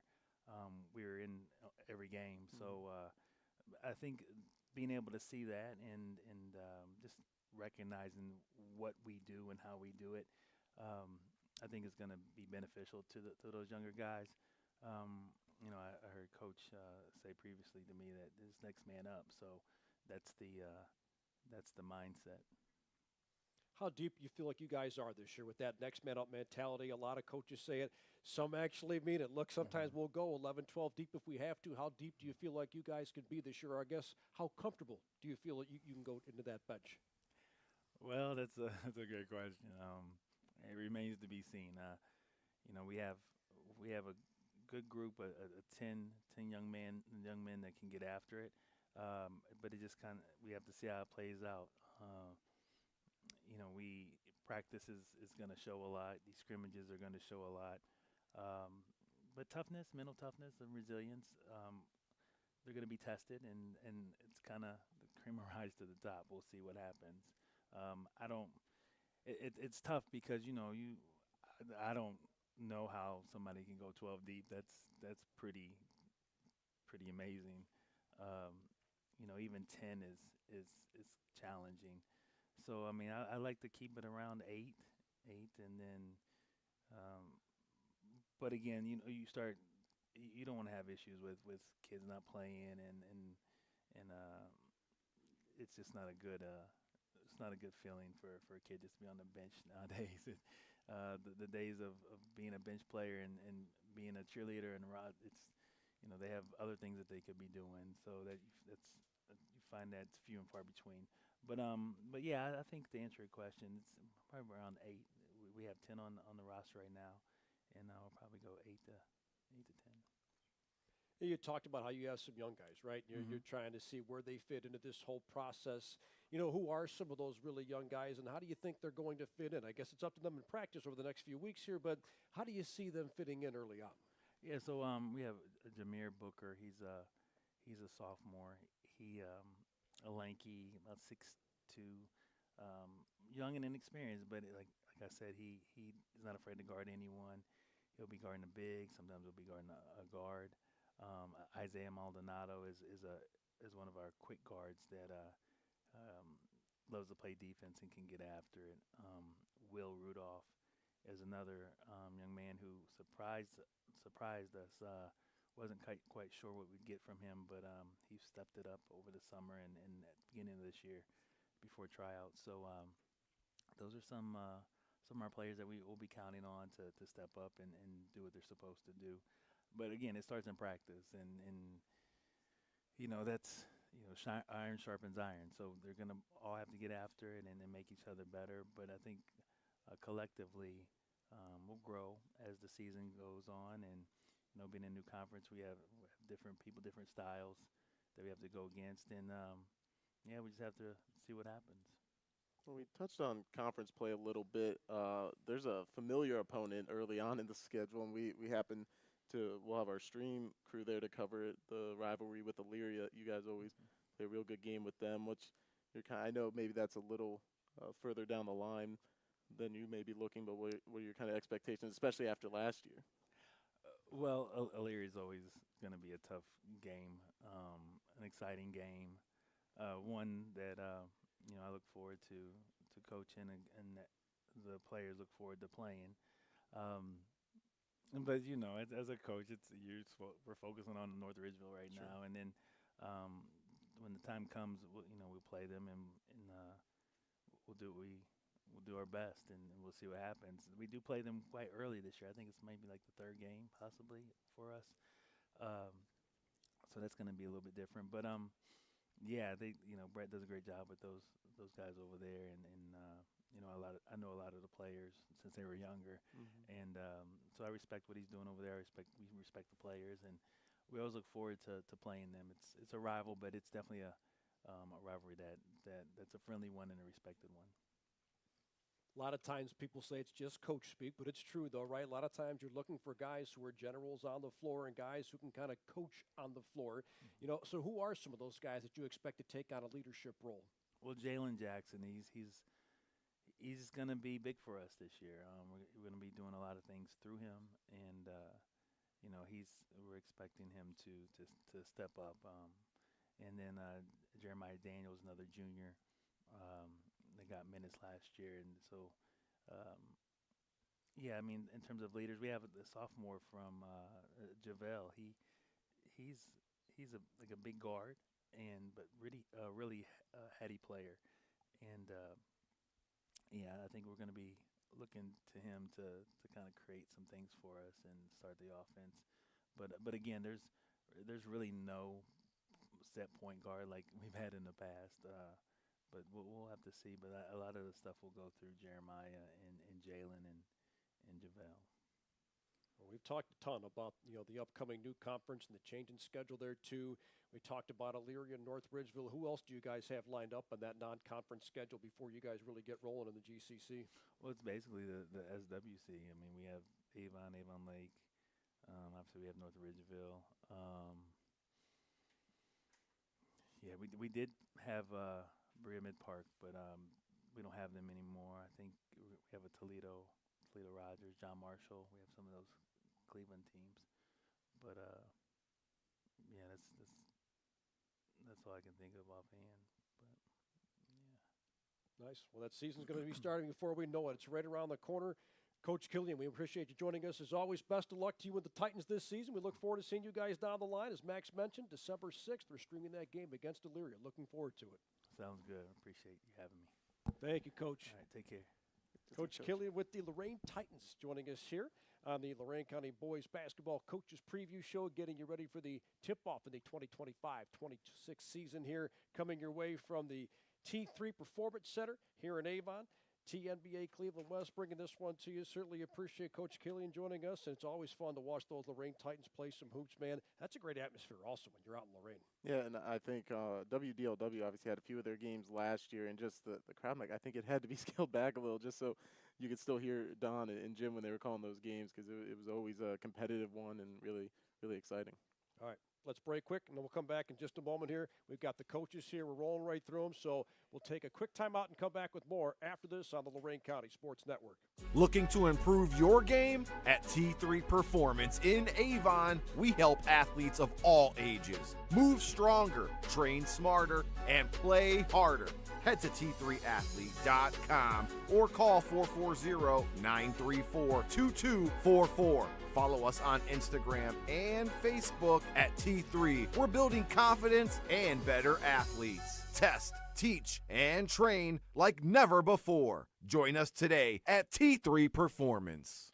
Looking to improve your game? At T3 Performance in Avon, we help athletes of all ages move stronger, train smarter, and play harder.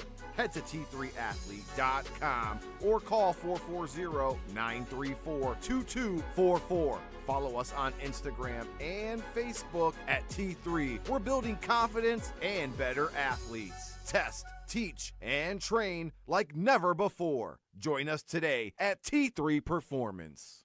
Looking to improve your game? At T3 Performance in Avon, we help athletes of all ages move stronger, train smarter, and play harder.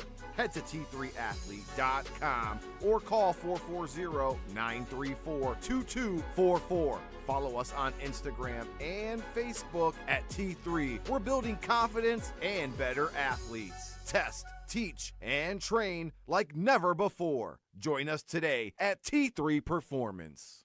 Looking to improve your game? At T3 Performance in Avon, we help athletes of all ages move stronger, train smarter, and play harder. Head to T3Athlete.com or call 440-934-2244. Follow us on Instagram and Facebook at T3. We're building confidence and better athletes. Test, teach, and train like never. We're live and free on YouTube on the Lorain County Sports Network, getting ready for the high school basketball season. It's right around the corner. They're practicing right now. They'll be playing in a little less than a month's time. We're talking to all the high school boys basketball coaches in Lorain County and beyond here at the T3 Performance Center in Avon. Our show tonight brought to you by TNBA Cleveland West. Rolling right through them one after another, having a great time catching up with all these coaches. You can tell everybody's excited for that basketball season to start, Max. Yeah, it's definitely building, and the preseason and practices of that nature, they're absolutely necessary, but you just want to get on the court and see your kids against another team. And it's getting here pretty soon, a lot quicker than we maybe expected. Well, a couple of changes, made in that Lorain County coaches carousel. We talked to one of the new faces, even though he's an old face to us, and Coach Jim Baker at Wellington. But Bobby Gossam with the Clearview Clippers, the new head coach for Clearview, joins us now. Coach, thanks for joining us. How are you? Yeah, appreciate it. Good. Well, let's talk about how things are going for you. You know, your first year as the bench boss for Clearview. You know, how are things going in the early stages of practice? They're going well. I mean, kids all summer have been in the gym putting the time in. You know, I thought we had a good summer. We had a good fall with, you know, getting in the weight room, and, you know, hopefully that momentum carries over to the season. Well, I know Max had talked to you about this off air too, but of course, you know, an outstanding run for that football team. And obviously at Clearview, you have a lot of multi-sport athletes. Who are some of those football players you expect to see big minutes on the hardwood? Well, honestly, that's what we were talking about here on the break is, you know, I'm not really sure on the football team who's coming out. You know, we've heard some guys are playing, some guys aren't playing. Our core group has been with us. So I don't think we have a ton of football guys who are playing basketball. So, you know, I guess it's good that we've had our core group, but yet, you know, I don't know how many kids will be added from the football team. Yeah, and it should be an exciting season, too. And I think the newness of it all, right? I think that's all very exciting. At some point, that goes away, though, right? When you get down to business. Has that happened yet? And if not, when do you expect that's going to happen? No, I don't think it has yet. I mean, we've had some pretty good energy in the gym here the first few days, and, you know, it's a long season, though. So, you know, we'll see what happens. You know, we start out with a scrimmage against a really tough opponent, and, you know, so we don't have a ton of time. I gave the football guys till Wednesday, and so they'll come in on Wednesday, and then we'll, you know, figure out who we have, and then we have a scrimmage Saturday. So, you know, there's no time to really even think about it. Just get after it and work and see what happens. Well, of course, you have those preseason schedules like the scrimmages and things of that nature. But you guys, you get into conference play very early. Does that kind of weigh into some of your strategy and scheme right now? Yeah, it does. I mean, you know, the scrimmage schedule, I put some tough opponents on there and to test us and see where we're at and see how we respond to it, you know. And because once we get going, I mean, we have Vermillion, which was supposed to be a Saturday game, and it got bumped up to the Friday after Thanksgiving because of the Ohio State-Michigan game. Right. So it gives us one less day, but you know, right after that, we get into conference play. So like you said, I mean, we got to be ready to go. Well, who are some of the guys? You know, we've talked a lot about whether the football guys may or may not show up. Let's talk about the guys who have been showing up for you so far. Who are some of the guys you expect big things from this season? Well, I think it starts with Deacon Delgado. I mean, he was second-team All-Conference last year, and, you know, he's the guy that, you know, our offense is going to go through. You know, he's a very athletic kid, and so we expect a lot out of him. And then, you know, Dezon Chapman and Niceer Huston, I mean, at the guard spots, those are our three seniors that we know of. You know, we may have a couple more from the football team come in, but those are the guys that we've kind of leaned on all summer and the fall, and now, you know, to expect them to step up and take a leadership role. And what kinds of development have those three guys made in particular? What kinds of changes are you seeing from those guys, and what kind of work are they putting in? Oh, I mean, they've been to everything, so they've been great. I mean, they show up, they work hard, you know, the effort's there, and, you know, it's really just comes down to, you know, understanding a new coach and a new system and me understanding them. And, you know, I think the biggest thing for us is just team chemistry, you know, when's that going to click? And, you know, again, with the football team is great. They made that run and you got into playoffs. It's tough for us because now, again, we're trying to build that chemistry in a short amount of time. Well, and you talk about being in your first year. What kind of adjustment period has that been, having the off season to kind of initiate a few things of your own? Yeah, I mean, and really for us, it was just getting in getting them into gym, me getting to know them getting to know me. You know, the timing of everything, you know, was a little tough, and we had to be a little creative in the summer and getting some things. But I mean, it's good. I mean, I think it's just building that relationship, and again, us getting to know each other. And for me, that was the most important thing in the summer. Sure. Who are some of the new faces? You know, maybe we didn't hear a whole lot about them last year. Who are some of the guys that are new to the scene that you expect big things from? Well, I mean, I think our sophomore class, you know, we have some really nice players in there, and, you know, it's going to come. They were, you know, a lot of our guys were on JV last year, and so, you know, I think it's new for a lot of them. But, you know, we have Demir Mosley, who's in that sophomore class. We have Juels Chapman, who's a junior, who, you know, didn't get to play last year. So, you know, we have several new guys. And, again, that sophomore group, you know, we're expecting a lot of them to step up and get some varsity minutes and contribute too. So, for me, everyone's new because I'm new. So, we're just trying to figure out where everybody's going to fit into this and then just, hopefully build on that. You mentioned new coach, new system, right? Yeah. So what kinds of elements of this system do you think are going to be brand new, and what kind of concepts do you think the kids are really going to latch on to? Well, I think that we have some kids that are really athletic, and so we want to let them play a little bit, but we obviously want to have some structure to it. And so I think that, defensively, offensively, it's a change for them. And, I think that they've responded well to it so far. But like you mentioned earlier, it's early. So, every team hits that wall. I mean, it's a long season. I heard a couple of the other coaches talking about it and just that mental toughness and, how are we going to respond to a little bit of adversity. And, we just had that conversation today at practice of just pushing through it. And, things aren't always going to go your way, but you just got to just keep pushing through it and get better every day. Yeah, tough lesson to learn, right? But it's good It you learn is, that in high yes. school, that not everything's going to go your way. You have to Yep. know how to deal with things when they don't go your way. Life's going to throw you a curveball every now and again. But when do things get going for you guys? When's the opener for you?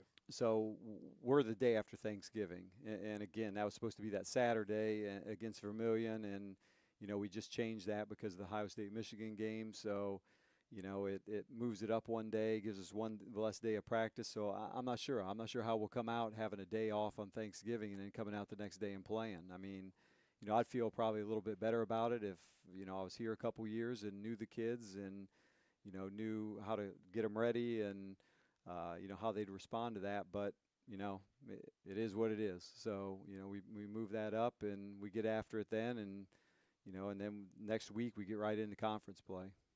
I'm guessing maybe a little more conditioning that week leading up to Turkey Day. Yeah, for sure. Yep. One of the things that makes basketball tough, too, you've got those two big breaks in there, right? You've got the Thanksgiving break, right? It's kind of tough to coach around that because, the kids are gone for a good chunk of that. And then, of course, you've got the holiday break, too. That's always difficult to navigate. How do you see that playing out? How tough is that as a coach, knowing that you've got those two big breaks to work around? Yeah, I mean, basketball's a long season, so that's usually when you hit that wall. But, we're playing in a holiday tournament over Christmas break, so that doesn't give us a ton of time off. I mean, that could be good, that could be bad. We got that Monday and Tuesday, the 29th and 30th, where we go to Bay and play in this holiday tournament. So, again, I think for us it's just a matter of building that team chemistry and making sure they understand the expectations. But I have all the confidence in the world in the guys. They've been working hard. I mean, they want to be in the gym, and they come in and they're always giving maximum effort, and that's what we ask out of them. And so they've been doing a really nice job of that. And like I said, it's just that team chemistry, new coach, new system, and a lot of new guys. So just kind of figuring it all out, and hopefully as the season goes on, we just get better. And what are some of the goals that you have in mind? Well, anytime you ask the kids, I think that they have some pretty lofty goals. But we kind of got into that a little bit. We'll talk more about it this week. Once we get our football guys back, and I think that we need to set some realistic expectations. But at the same time, we don't want to set the bar low either. I mean, we just right now it's just come in, and when you come in and when you leave, you should be better than what you were. So. Right now it's those small steps. And, once we get the football guys back and maybe we get a couple scrimmages in, we'll start, having some more realistic goals and expectations for the season. Great stuff. Well, Coach, we're ready to get that season going. I'm sure you are as well. We appreciate the time. Best of luck in your first year as the bench boss with Clearview. You and Munch have Clearview on the schedule. I believe on January 9th you've got an LC8 matchup between Firelands and Yeah, we'll get to Clearview. see a little bit after the that New Year break that we or not so much break for you guys, but the right around New Year. So I'm looking forward to it. Yeah. Awesome. Coach, thanks for joining us. Appreciate it. Thank you. Thank you, Coach. Yep. Thanks. Coach Gossett with the Clearview Clippers joining us here at the Lorain County Boys Basketball Coaches Preview Show. Again, coming your way from the T3 Performance Center here at Avon tonight. Our show brought to you by TNBA Cleveland West. Catching up with all the area high school boys basketball coaches. Lots lined up. We still have about an hour and 15 minutes and change to go. As long as they keep coming in, we'll keep sitting down and speaking to them as well. We'll take a timeout. We'll come back with more coaches after this on the Lorain County Sports Network.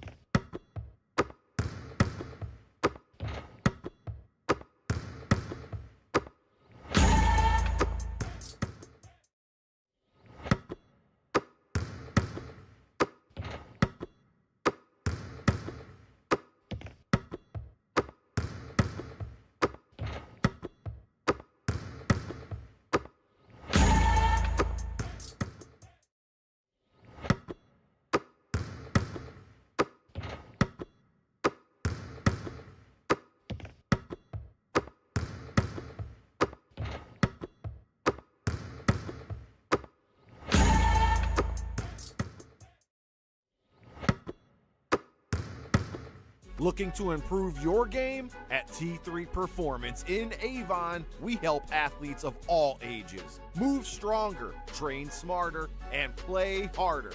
Head to T3Athlete.com or call 440-934-2244. Follow us on Instagram and Facebook at T3. We're building confidence and better athletes. Test, teach, and train like never before. Join us today at T3 Performance.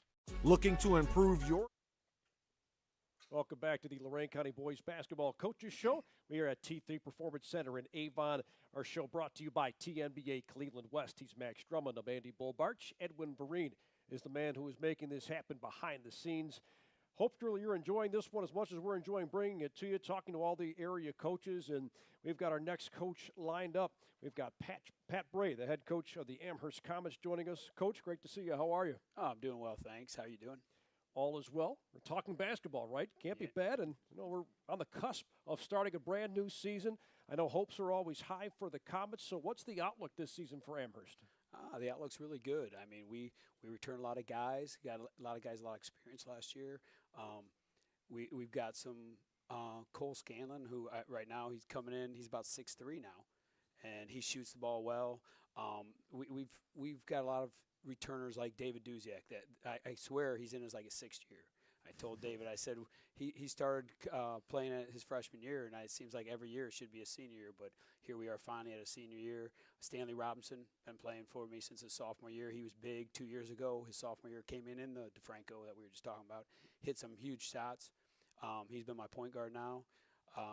Then I've got Mason Limer, who played a lot of JV last year, played a little bit for us as a varsity player, but got a lot of experience with it, and he can just jump out the gym. His jump shot looks really good this year. I mean, we've got a lot of depth this year.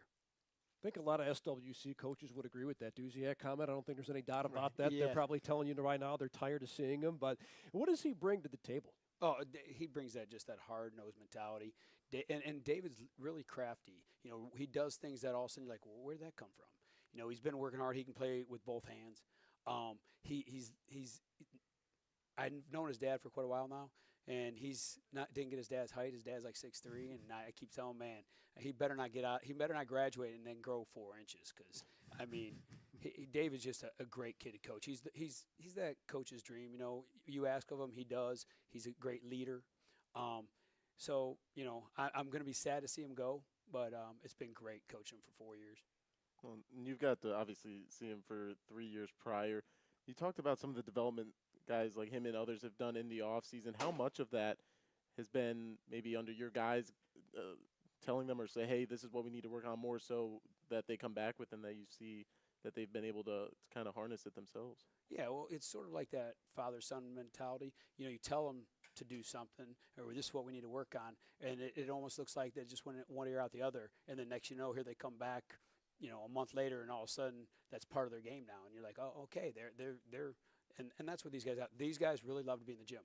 They were once football ended. I kept getting, hey coach, we get in the gym tonight. I heard volleyball was not practicing. I said, let me check. So volleyball wasn't practicing. We got in the gym. Then I said, well, if you guys want, we'll come back tomorrow night. Okay, so we kept coming in, but I wanted to give them a day or two off before we had tryouts. Let their bodies rest. And the big guy I forgot about. I didn't forget about. The big guy I didn't talk about is Gavin Beckler. He's 6'6" now. He's filled out. I mean, he's a big presence inside. So we've got a lot of pieces that we just got to plug in the right spots. Any elements about this group that you feel like makes them unique? You've had so many different groups over the years. Is there anything about this particular group that makes them different? I would say we play a little bit bigger than what we really are. And like I said, Mason he can get up. Cole being 6'3" now, and then with Gavin, and Cy Christensen coming over now. Now we got Cy, and at Clearview, Cy to me was always a shooting guard. He went to Findlay with us over the summer, and all of a sudden he became a big. And now he's just banging inside with our bigs, and it's just nice to see him. But he's able now to step outside too and shoot the three. So adding Cy to our mix has just been taking us up another step on the ring. So it's going to be a fun year for us, and we keep talking about it all the time. We've got to make sure that we do things the right way and that we do it together. because we can't do anything else. And then, you know, and we got that sophomore kid. I think his name's Jack Coleman. We were coming around him at some point. Heck of a freshman Yeah, year for him. yeah. And I mean, I guess since we're on the topic of Jack Coleman, in what ways do you feel like he's improved since last year? Well, I was just back over there talking. You know, last year he did a lot of getting to the rim and being strong, playing that way. Now he's got the off the dribble jump shot. I've been watching him do that for now the last few weeks. He's incorporated shooting a lot more threes. I mean, and then when you try to defend him on the perimeter, he's able to take it inside and he uses his body so well, you know, and I just see him taking it up another step, another level. And so it's fun to watch, but like I tell them, how good can we be when we play against an Olmsted Falls, an Elyria, a Berea? You know, all them teams are going to be physical with us, an Avon Lake. I mean, the SWC is physical. So we've got to be able to play those physical games, and you know that's what we got to see. And so that's why we put on scrimmages. I'm kind of upset we had to cancel the Sandusky scrimmage because of their football banquet got put on this night we were supposed to do it. But you know we got some scrimmages where we're going to play some teams that are really going to get into us in our athletics. So so we can see where we got to go from there and what we need to do to be able to play this physical kind of game in the SWC. And you indicated there with all the different guys you have to choose from. What kind of versatility do you see for the combination of rotations you can do, especially when you get in conference play against some of the teams you mentioned? Well, and that's what, I talked about the bigs, but we can also go small at times. We could go with a Stanley and a David Duzak, a Jack, and then come back with a Cy who's not real big, but he's thin, but he plays big. And then Andrew Balicki.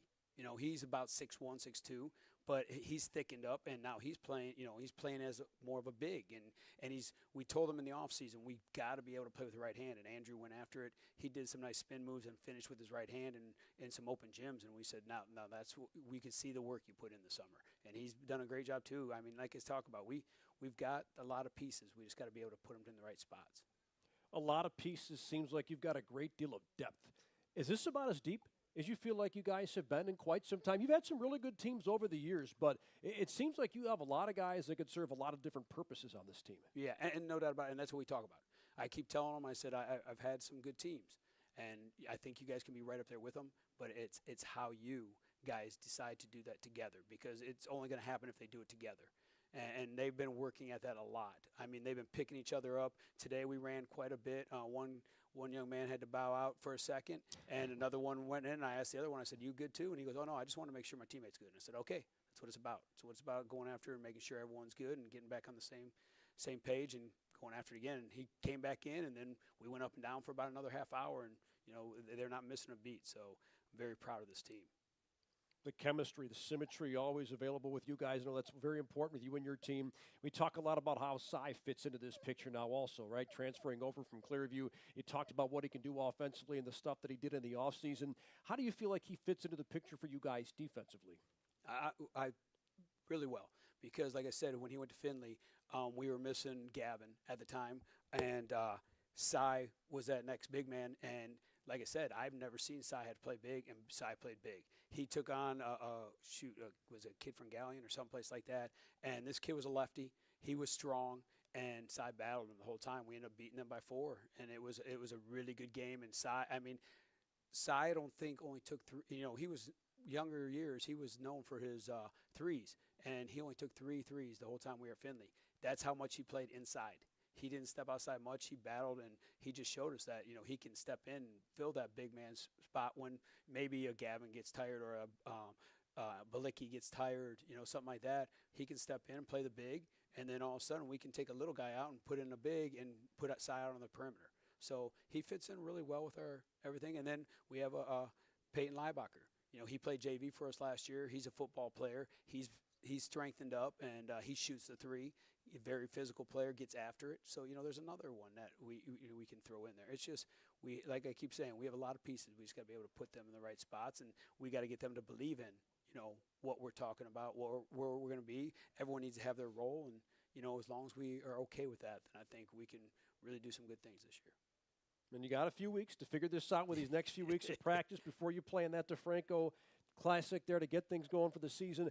What specifically are you looking from these guys for these next 3 weeks before you get to that season opener?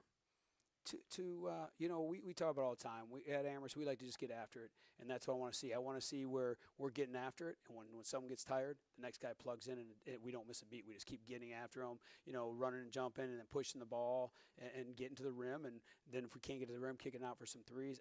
I want to see us be able to play fast and physical, and if we can do that, I think we'll be okay this year. Amherst teams always get after it. You get a chance to watch them get after it against Keystone. I'll get a chance to see them take on Avon a little bit later on in the year.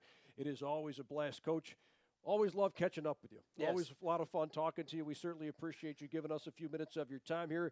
Best of luck throughout the course of the season. I'll see you sometime in February. And, Max, if I'm not mistaken, you get to see him a lot earlier than I. You see him the day before New Year's Eve, right? Yeah, we talked to Coach Holzhauer earlier, so we got to see both of you in pretty close time span, so looking forward to it. Yeah, that's good.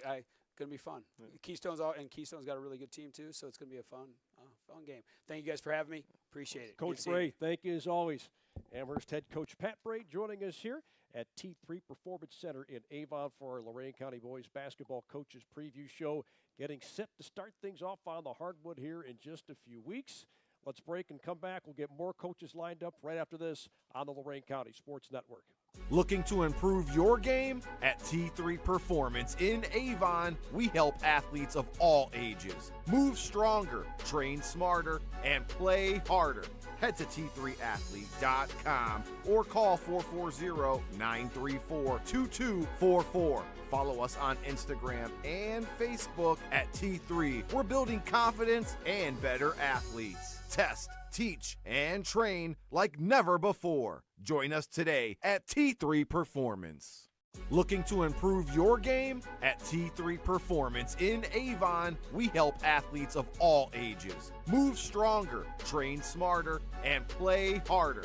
Head to T3Athlete.com or call 440-934-2244. Follow us on Instagram and Facebook at T3. We're building confidence and better athletes. Test, teach, and train like never before. Join us today at T3 Performance.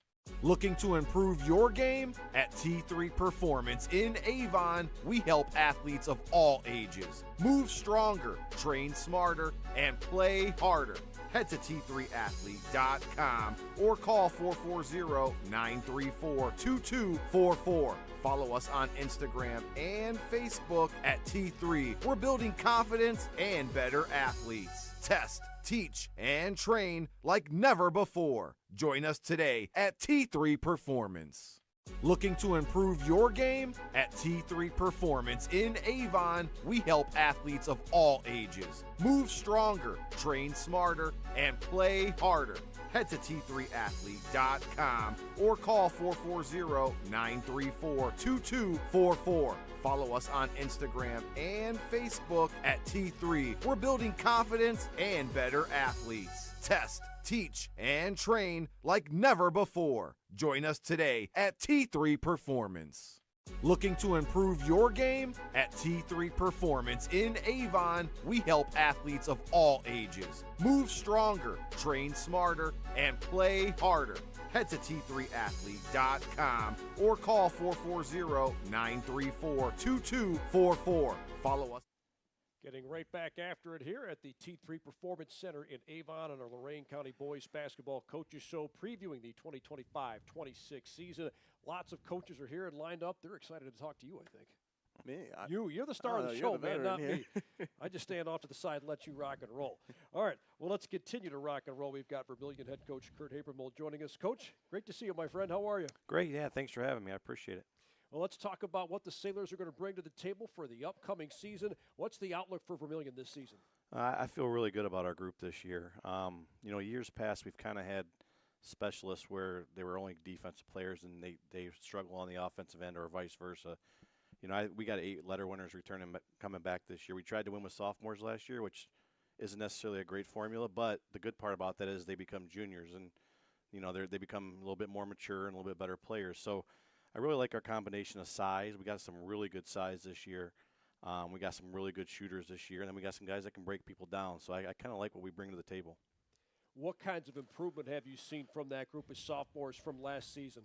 Well, and a lot of it's them just growing physically. You know, I'll take my son, for example. He lettered last year as a sophomore, and he was 5'8", and now he's 6'1", 180 pounds. So, I mean, it's just guys who have physically matured, you know, a year in the weight room, going through puberty. They've kind of gotten a little bit bigger, and I think they're ready for the physicality part. I don't think we were necessarily ready for that part of the game last year, being so young. And we also kind of got hurt by the mental part. They kind of wore down a little bit. But I think they'll be ready to go this year. Well, you mentioned bringing back a number of guys, and a lot of the youngsters, they were your leading scorers. What does that allow you to do for the offense this year? Kind of how complex can you get with that? Yeah, I think it probably makes us a little bit harder to guard. You know, last year a lot of teams focused on Brock Myers, who's one of our leading returners, and we didn't have necessarily a lot of guys that could go with him to score the basketball. And this year I feel really good about the other pieces that go along with Brock that can score the basketball, so that you can't just focus on him and you know, turn all your attention to him. Well, let's focus on some of those other specifics. Who are some of those guys outside of Brock that you expect big things from? Yeah, so Mason Cooper got some conference honors with us last year. He was a sophomore. He's a 6'2" guard. He's got great speed. He's very good at attacking the basket. Adam Gerber, I think he hit over 33s for us last year. He's a force on the perimeter. Drake Hooks played a ton. I think he had up to like 12 starts last year as a sophomore. He's 6'4", about 225. Quarterback on the football team, so good kid that, you know, communicate on the floor. I bring a sophomore, Luke Richardson. He's 6'7", 255, and he's got great feet and he's got great hands. It's just kind of trying to find that motor of him getting used to playing varsity basketball. And then, you know, between my son Luke Habermill and Noah Penton and Jeremiah Lopez and Nate Pinkerton, I feel like we got a really good group of guards that can go against anybody. And you talk about going against anybody. There was the slight change in the playoff format and the divisions. After a year of that, what do you kind of expect from that moving forward for you guys? So ours is kind of a mess. We go out west, and last year a tournament draw, I had two options. My first option was to play a team for a third time, second time in 4 days, or go to the Indiana border and play Bryan High School 2.5 hours away on a Tuesday night at 7 o'clock. And so ours is so spread out. We could go for 2.5 hours, or we could go 25 minutes, depending upon where you fall. And I don't mind it. I kind of like playing new schools that we've never played before. I just didn't want to go 2.5 hours on that night with the group we had and how we were playing. That is a haul, especially in the wintertime, to go all the way out to Bryan in northwest Ohio. Yeah. I mean, a lot of people don't even know that exists. That's how far out there is. It's way past Defiance, right? Yeah, for sure. It's right on it's closer to Indiana than it probably is like Toledo. It's right on the Indiana border, if I'm not mistaken. And I just didn't like the whole thing of getting home at 1:30 or 2 o'clock in the morning and trying to prepare for another game after that. Yeah, makes things tough. As you mentioned, had a lot of sophomores on that team last year, so that's a really tough hurdle to overcome, no doubt about that.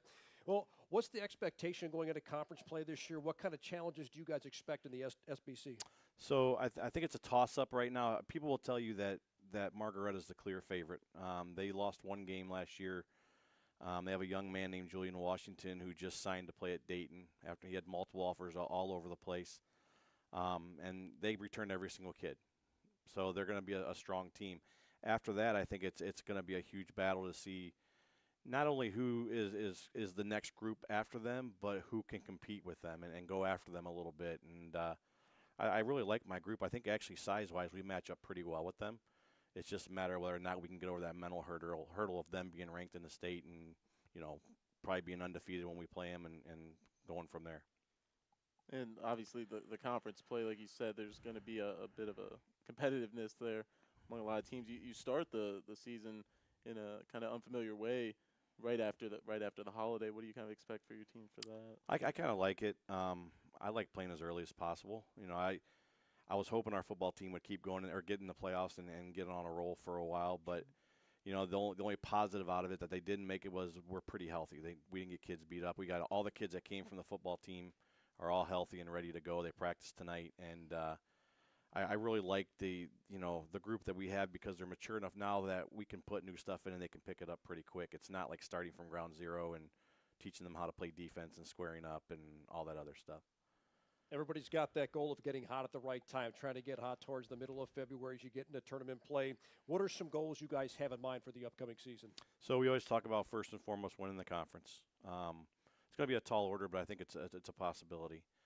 And then I'm a tournament guy. I've always loved the tournament time. Getting this, I'd like to have a couple home games for the tournament. I think that would be key, especially if Brian has to come play Vermilion. That's a definite benefit for us. But I've always been that guy that, we've been to regionals 3 times since I've been there, and it's just it's such an unbelievable experience. And that's for me personally, for our team, that's a goal every year, is to get back there and just so they can experience something like that. And then you never know what happens once you get there. Well, I know from being in your guys' home gymnasium, that perch spot almost that we get to sit up in, it's the best view of any of the schools we go to. So I'm pulling for that as well. Yeah, and we get great crowds, and the one thing I've always said about Vermilion, they really support a winner. They'll come out in droves if you're a winner, and hopefully we can give them something to cheer about this year. Great stuff. Well, Coach Habermill, we appreciate the time as always. Thank you so much for joining us. Let's hope that we're not talking about any trips all the way out to Bryan, Ohio. It's right smack dab in the middle of nowhere, no place anybody wants to go, especially late February. A lot of snowdrifts out there. Yeah, tons. Coach, thank you for the time very much. Thank you. Appreciate I that. appreciate it. Vermilion Sailors head coach Kurt Habermill joining us here on the Lorain County Boys Basketball Coaches Preview Show. Boy, how about that? Boy, lots of size. That can create a lot of matchup problems. That's a fun team to watch. Yeah, it certainly is. And, he talked about evolving kind of the offense a bit, and not everyone can necessarily have that confidence going into the season, so it should definitely be interesting to see play out. We mentioned we're rolling through one coach after another. We've got Mike Fitch, Avon head basketball coach, joining us right now. Coach, always a pleasure to have you on. How are you? Great. Appreciate you guys having me on. It's awesome. Well, it feels like these conversations begin the same way every single year, because a lot of your guys you get from Coach Elder, and, of course, they're kind of busy right now going through their emotions this time of year, right, going through November as they always do. So how does that delay the process for you guys? And, I mean, how long do you guys normally have to wait before you're playing with a full deck? Yeah, not much this year. To be honest with you, don't have many guys playing football that are going to contribute much to the varsity team. A couple.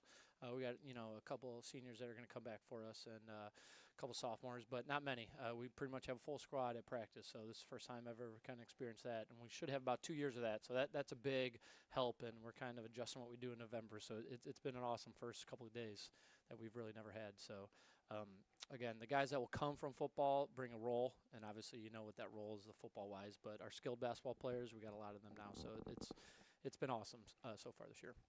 Seems like that's a really good problem to have, right? Yeah. Because you guys hit the ground running. I know in years past you've had to kind of push the opener back because of that, not knowing how long that playoff run might last. But talk about how that changes things for you guys and how it makes the schedule a lot different for you at the beginning of November. Yeah, we don't start till December 9th. We do it on purpose. We're used to it now. It's all right. We're excited to actually have some scrimmages early in November here. We got one Saturday. I've never had one the first Saturday ever. So we can fill that. We have some really good scrimmages coming up that we can compete with. We're going out to Brecksville. We're bringing in some good Cleveland schools. So we're excited about that. But honestly, it just gives us some time to prepare. It gives us time to fine-tune things and to let those guys get healthy. We could start earlier and try to push back, but we don't have to do that anymore. We got a good first game that I think will prepare us for our conference on the Friday after that. So. You mentioned last year you had a pretty good senior class and a lot of leaders on there, and it may take a little bit of time to get to know this with scrimmages and games, but who are some of those guys right now that are kind of leading the pack? And yeah, I mean, Joey Ziegler was a sophomore for us last year, leading scorer.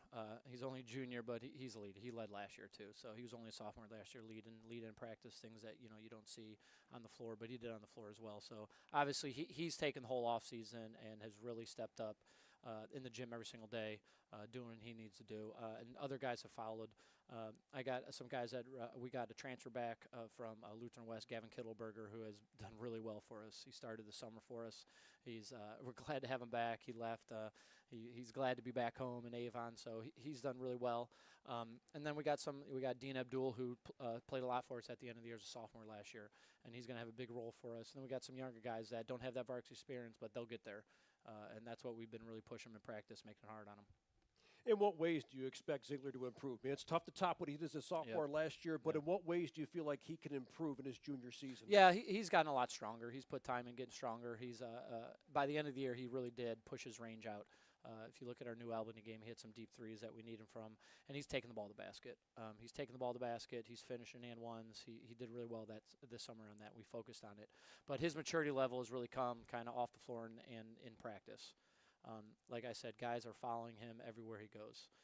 every other coach, every other person in our program, in our school has mentioned how much they've seen Joey putting the time in. And I think that's something that really has worn off on our other guys, and they've taken that and they've rode with it. So obviously getting stronger and just a year older. He's grown a couple inches, so we're looking to have a good year for him. You alluded to this a little bit earlier, but you said you've got a pretty tough non-conference schedule before you guys get going in the SWC. Who are some of those schools that you're bringing in that you're excited to see how your team matches up against? Yeah, I mean, we kept Gilmore on the schedule. We're going to their place, so that's going to be a really exciting game. We love keeping Lorain. I love that Lorain-Avon matchup. Luckily, we've gotten, on the high side of those the last couple of years.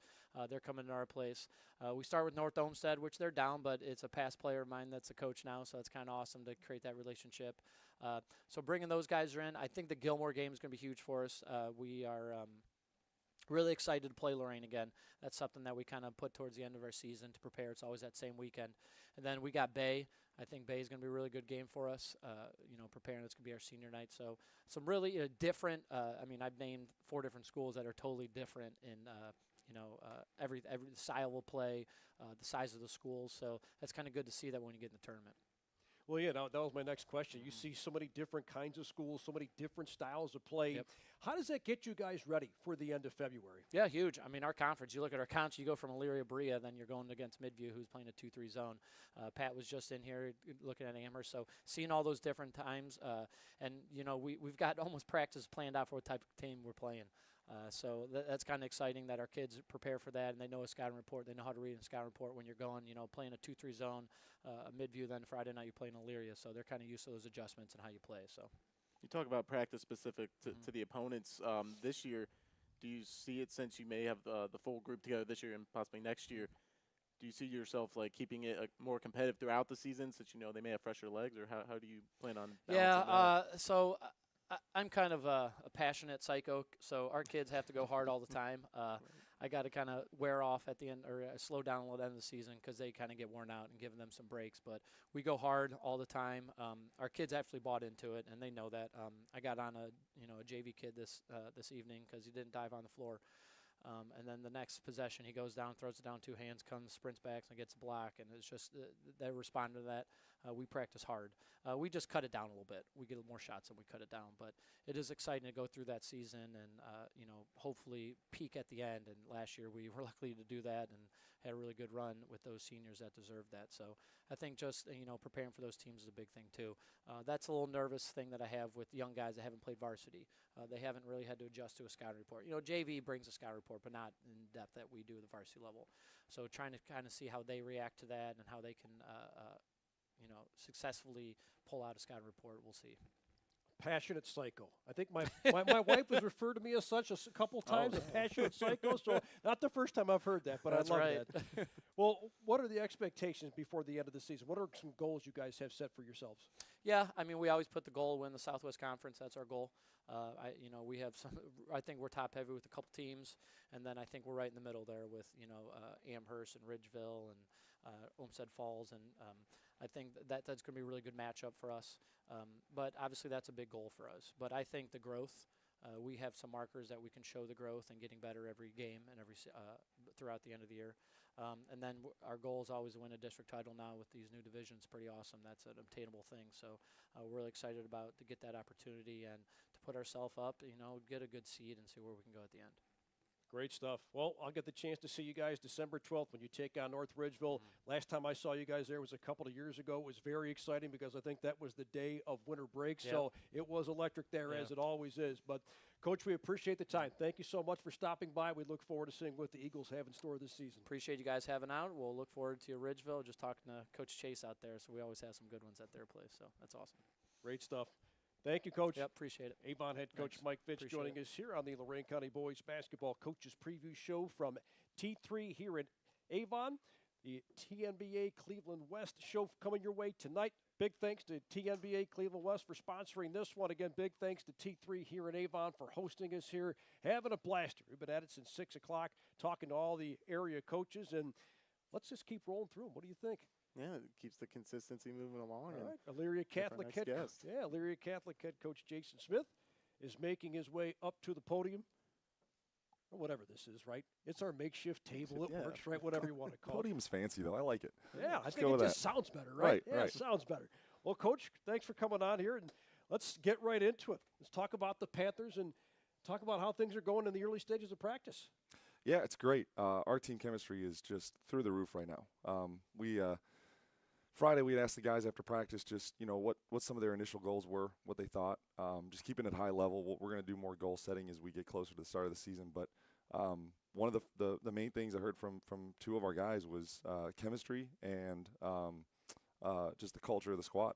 So we've been spending the last probably 2 days on Saturday and then today just building that and setting up new traditions for the team and, letting these guys build the squad the way they want it to be. I don't want to force anything on them. If they want to, make it, thing we started today was, we call it a little kumbaya circle at the end where we all give each other some love about what went well, what didn't went well, things we need to work on, but just kind of building each other up, calling each other out on great things they did, diving on the floor, hustling, good defense.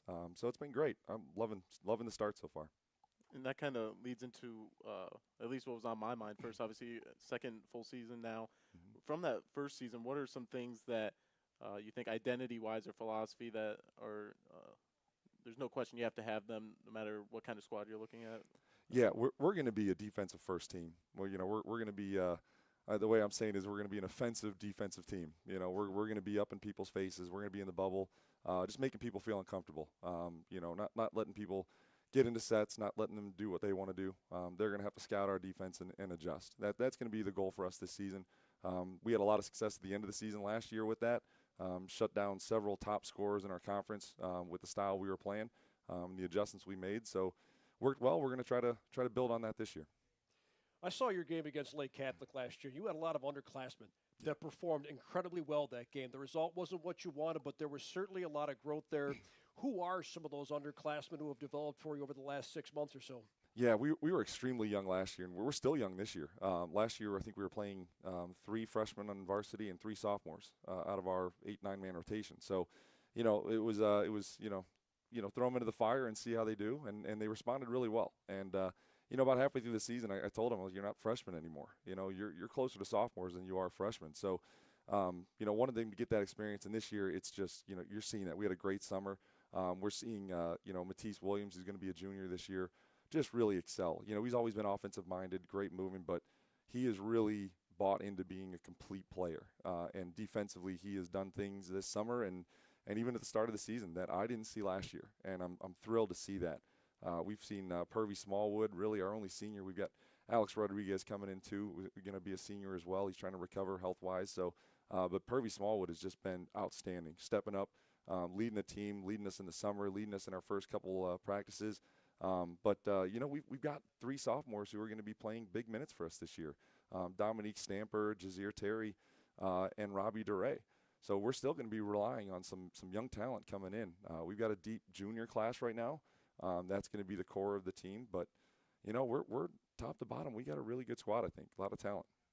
Yeah, certainly seems like you guys are pretty deep, very athletic as well. Mm-hmm. Coach, second full season for you at the helm here. What are some changes that you've noticed since you took over? What's different last year at this time as opposed to last year, which was your first year in there? Well, I know their names, so that's big. Yeah, so that helps. It helps. I didn't. I knew a couple of the first names at this point, but it's just having the relationship with the guys. I'm big on that. Like if I'm going to ask you to dive on the floor and sacrifice your body, and I'm going to ask you to do all this stuff.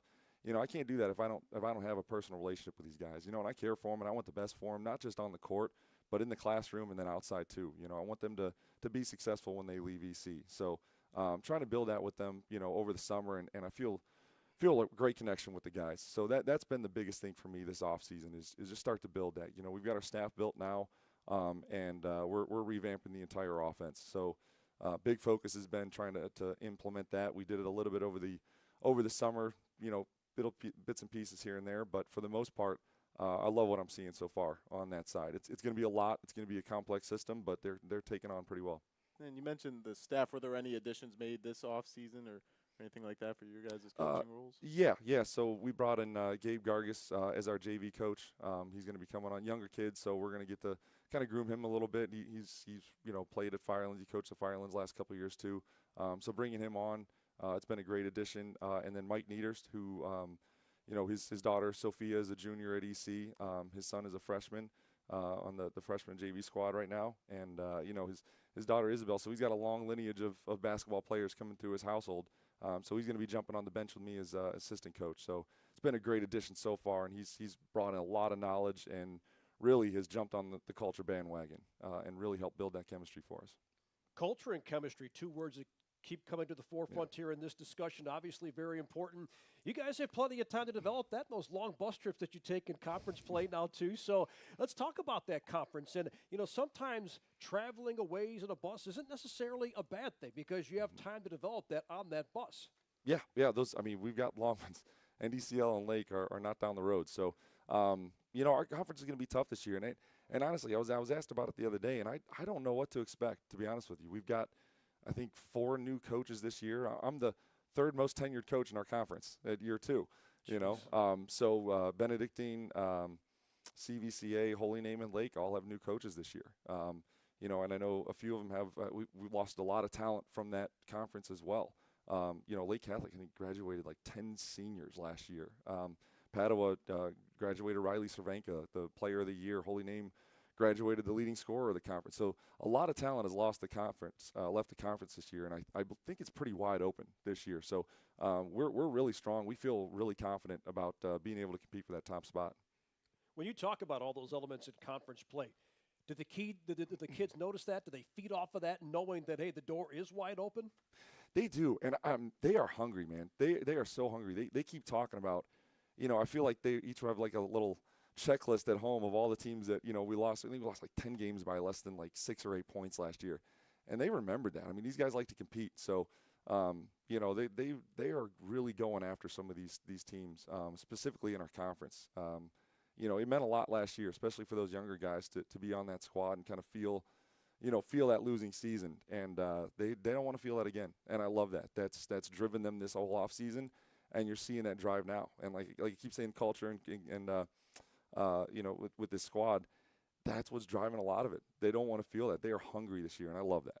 And that competitive nature, it obviously, I'm sure, leads to amazing practices. You talked about how they've ended. With that, have you kind of seen a rotation, how many guys you may expect to use throughout the season? Yeah, well, and, I had a mindset of probably an 8-man rotation, but we have had a couple guys just, I keep saying, you're earning minutes. We're still playing around with the rotation, see what it's looking like. But I've had a few guys like Kingston Daniels and, Robbie DeRay really come in and just earning minutes. And I don't want to, run a 10, 12-man rotation, but some point, the cream's going to rise to the top, and these guys are going to push each other. And, I feel like we're going to be pretty deep, especially at the guard spot. We've got Jasir McEllier coming in from transferring in. He's a big body inside, phenomenal kid. He has done a lot for the squad and just 3 days being with the group. So he's going to add a lot for us as well. So just excited about this whole team and the prospect of it. Well, a lot to sort through over the next few weeks here before you get going with the regular season opener. What are some things in practice that you're looking for these guys to separate themselves? Yeah, honestly, I'm right now it's so early. I'm looking for a grasp of the concept of the offense. That's the biggest thing for right now. We're trying to build it in layers for them and not just throw the whole kitchen sink out. So I'm trying to build a good foundation with that and trying to see bits and pieces. I know it's not going to be perfect day one, but for 3 days of looking at it, it's been pretty solid. So that's from the offensive side. Defensively, I just want these guys to get at it. I don't want our offense to be comfortable. We're going to play a lot of teams who put a lot of pressure on us. So if we're going up against that every day in practice, it's only going to make us better. Great stuff. Well, Coach, I can't wait to see. I've got your game against Benedictine on January 16th. We'll have you guys a bunch throughout the course of the season, so we appreciate you stopping by. Looking forward to seeing how the chemistry comes together for you guys and the confidence, which seems like it's building for you also. Sounds like the sky's the limit for EC this season. Yeah, looking forward to it, guys. Thanks a lot. Appreciate it. Thank you, Coach. Elyria Catholic head coach Jason Smith joining us here on the Lorain County Boys Basketball Preview Show as we get ready to hear those sneakers squeaking across the hardwood at gymnasiums all across Lorain County. Just keeping the line rolling here. This has been a lot of fun so far, man. We're already at 8:30. It's really been 2.5 hours? Yeah, no, it doesn't feel that way at all. And I was going to say, and things haven't slowed down outside either. There's still people training, so you can tell this place, it's got its reputation for a reason. Oh, yeah. No, they're having a great time out there. And we've got our next victim lined up here. We've got Coach Brett Lyric of the Elyria Pioneers setting up shop and getting ready to talk some basketball with us. Coach Lyric, always a pleasure to see you, my friend. How are you? I'm good. I'm good. Good to see you guys. Well, he's officially become the best-looking bald guy in the room, so there's no doubt about that. But, look, at Elyria, the expectations are always high. It seems like anytime you lose somebody, somebody steps up and is able to fill the void. Well, Xavier Church was great in so many different roles for you a couple of years ago. Of course, Jaden Crutcher was excellent, a tremendous career, and now you're without him. So who are the names we expect to call for the Pioneers in the upcoming season? Well, it's funny. You know, we lose two really important pieces from last year, Jaden Crutcher, Taylor Blanton, but we actually have quite a bit of experience back. Jerry Daniels will be a 3-year starter for us. Kendall Compton will be another one that should lead us in several categories. He's playing very well. If he can keep improving, being consistent, those would be two key pieces. But Cam Bell, that's played for 4 years, you know, is a huge role for us. Does so many small things, kind of what you talked about Xavier Church doing for us. And you know, Christian Rogers had some big games when Daniels got hurt last year. You know, Seth Wilkerson's a lot more experience this year. And then we'll have some couple young guys mixed in with them. So, yeah, we've got some pieces, and, you know, it is very, very early, and there's a lot of expectations that always follow. And, you know, we talk about it, and we don't hide from it. We actually talk about it and say what you need to do to accomplish those is not going to be easy. It's actually harder when you put all those expectations. And how competitive have the practices in preseason been? I'm sure you don't have too many under your belt, but with that much experience, it's got to be good. Yeah, the open gyms, the fall, and our guys get so antsy to start once school starts, and you know we try to not start right away because then, you know, a couple weeks before practice starts, you're like, can't we just start already? But we had good open gyms, good workouts, and these first few practices until we kind of get down to our numbers. You know, we want to go so fast, but we still got to go through the process of kind of getting the teams where we want them. So it kind of slows down. But today we kind of ramped it up a little bit, and we're looking forward. This is our tough week. This is our double week. We do our Pioneer Camp, what we call in the morning, so we're doing 2-a-days the rest of the week. So our guys will be spent come Friday. Talked about Campbell a little bit earlier, and it's one of those guys that every time you watch an Elyria team play, he's knocking down a big 3-4, he's making a big stop for you. In what ways has he improved over the course of the past academic year? I mean, over his 4 years, just a little bit of improvement in everything he does, you know, getting better within the system, getting better with roles, you know, the physicality, you know, him in the weight room right now. You know, we've got several guys that are, you know, lifting more than any of our guys have the last few years. You know, our strength coach, Jay Banez, is doing a great job, and our guys have our sports performance class, so we get the consistent lift in, and it's paid off. And that's the biggest thing for him right now is, you know, he was never the most physical guy, but now he's got some, I don't want to say any girth to him, but at least he's feeling good and is a lot stronger, so he can bang, he can go outside. And then he's just such a great decision maker for us as well. Well, it's good to see that he's putting on a little bit of muscle, too. That'll help you guys with the inside-outside game. Who else do you expect to bang inside for you guys this season? Well, Kendall, you know, him and Cam, Kendall and Cam both have to go inside out. They're kind of, you know, one goes in, then one's trail, and they kind of, you know, can swap spots, which is good for us. And then a couple guys off the bench, you know, Ethan Rogers, a young guy, is going to have to fill that role, along with two seniors, Isaiah Hill and Mike Lawrence is our big guy, 6'5", can bang a little bit if we need it. Just depends what style we're playing. But the other two are a little bit smaller, faster. It depends if we're trying to get up and down and make the game faster, if we need Mike, if we need to go a little more physical. How quick are you guys looking to ramp up? What does your non-conference play look like to start the season before you get into SWC play? Well, we start with Toledo Whitmer at the DeFranco, so that's the first one. And our first week, I think we have 4 games in 9 days. So then we have that Sunday, we play Shaker Heights, then go to Solon, and then we have Lorain the following Saturday. So Solon is very good. Shaker, we're playing that game at Cleveland Heights in a showcase. So, yeah, we've got to be ready to go because that first week we come out with some big challenges for our guys. Yeah, it sounds like a gauntlet. Yeah. For sure. Yep. So, Whitmer, when you scheduled that, was Stacy still the head coach there? He was. Okay. He was. That's in the DeFranco tournament. So, okay. Sandusky was not playing, so we talked to Jim about possible teams, and he said he had talked to Anthony. Would we be willing? I go, yeah, we'll do it. So he got it worked out, and I think it was like 2 or 3 weeks later, I'd heard the rumors and rumblings, and called Jim. He goes, what? I go, yeah, you may want to check. And then the next day it came out official. But their JV coach ended up taking the job, and I think a couple weeks later they were able to get with the AD and confirm everything. So we're still playing, and so yeah, we got to be ready to go right off the gate.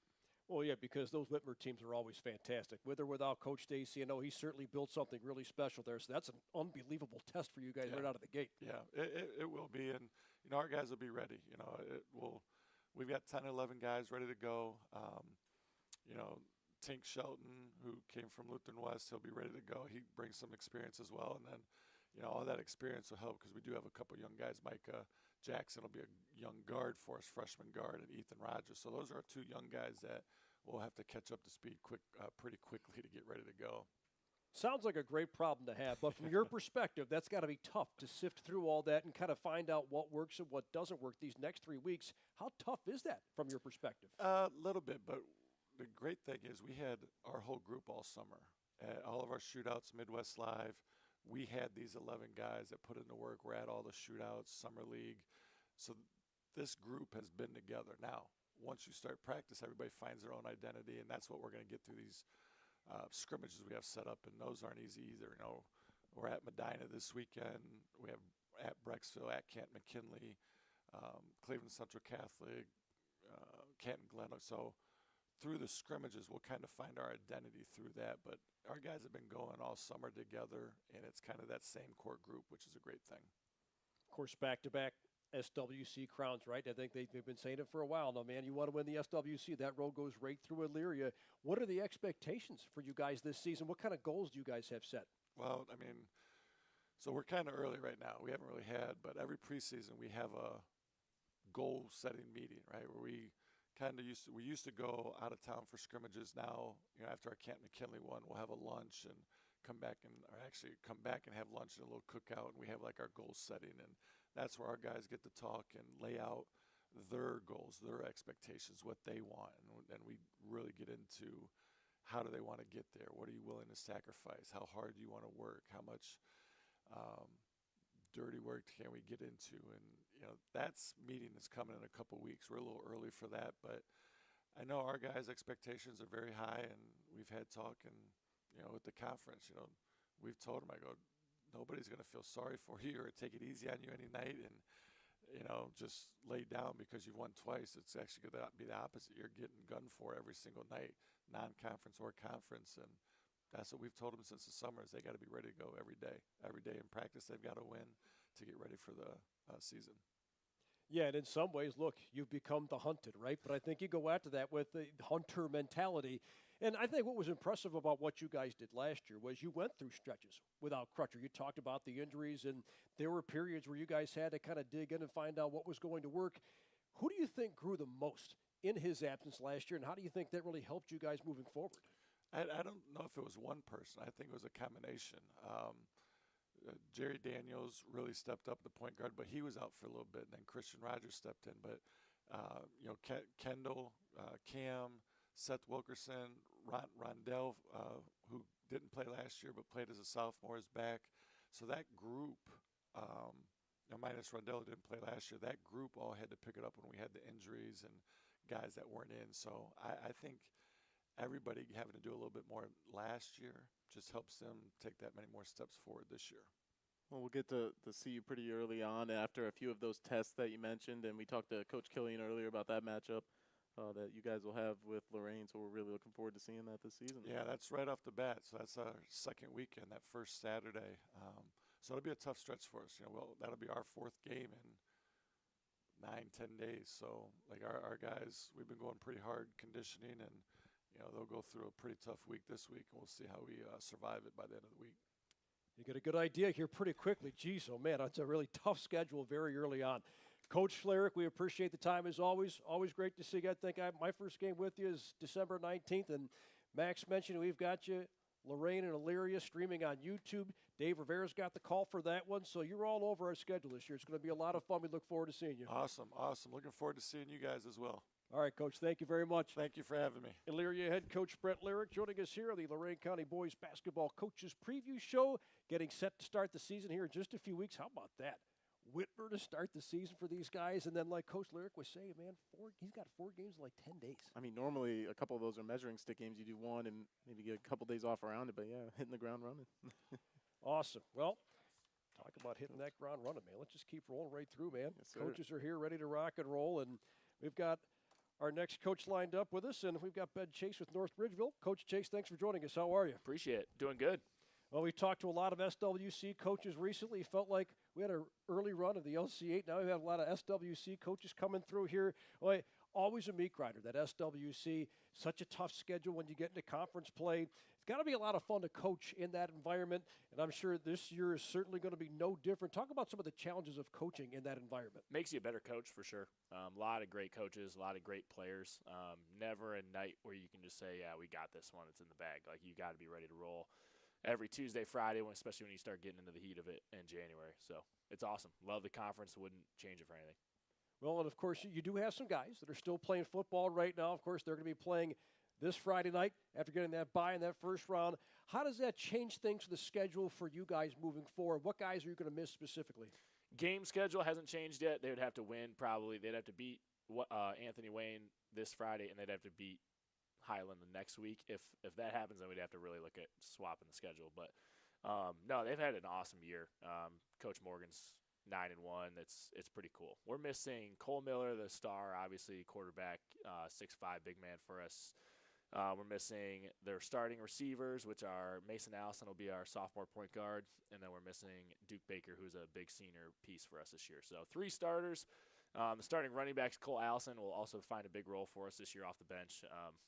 So 4 out of our top 6 guys are currently still on the field. But we're working a lot with our role players and Luke Rowe and Colton Mack, who are other starters for us right now. So it's good. Well, we talk about their playoff success. You guys scaled at the right time last year.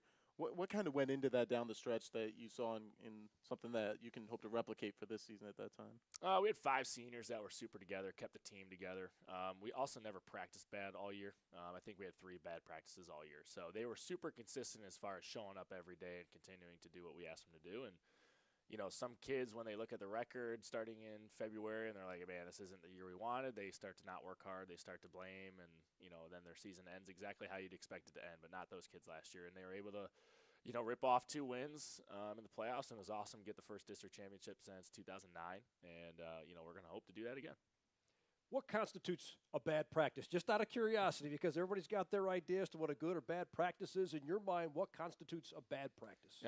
We say that JUICE stands for just understand it's crazy energy. So if you're not going to bring the juice in practice, you know, that's going to totally, you know, bring our practice level down. Other than that, it's, you know, we fit everything to our core values of competitive, positive, and tough. So you got to compete, got to be positive, got to make sure you're showing love to teammates, and you got to be tough. So those things that we specifically measure in practice, that would make a good or bad practice for us. A few moments ago, you had mentioned you guys are working with the role players and the 2 starters that aren't football players. Let's focus on the guys who are the role players that you expect to get in there and do some things for you. Who are some of those role players, and what do they bring to the table? We got Jackson Compton, who's a junior coming up from the JV team.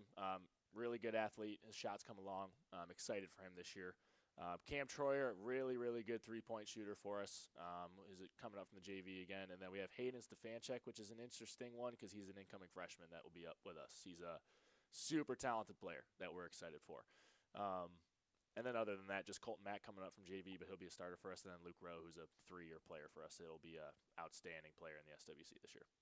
Let's talk about Stefanchik, the upcoming freshman. Okay, so Sure. as a freshman, you expect him to see some big minutes. What exactly that makes him so special?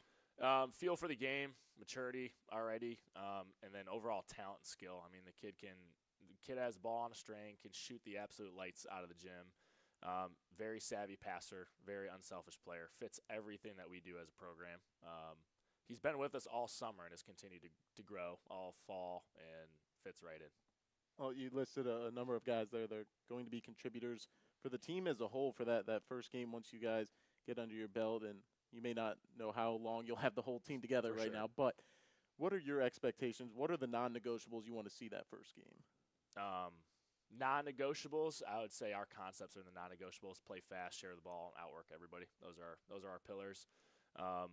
But you're going to see a rusty basketball team game one against Lorain. I can guarantee that.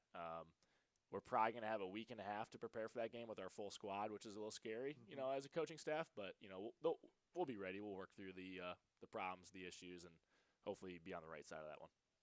Outside of Lorain, who are some of the teams that you have scheduled for non-conference play? Oh God, we got Brookside early at home. We got Nordonia, who I think will be really good. We have EC, who's bringing back a good amount. We have in January Maple Heights. We have Holy Name late. Yeah, I'm probably forgetting one, but that about sums it up. Let's stick with that Brookside matchup because that's always it's such a different style to get ready for, right? Because they get up and down the court so quickly. Sure. That's such a different style, especially early on when you're not quite sure how much time you're going to have with a full squad. Talk about the challenge that brings to the table for you guys. Yeah, Larry gets after it for sure. They will up the pace as high as we'll play all year. The good thing is our kids are very comfortable playing fast. If you come and watch us at any point in the year, you're going to see us never shy away from playing fast. We're going to shoot the ball. We're going to shoot a lot of threes. So we'll be ready for it.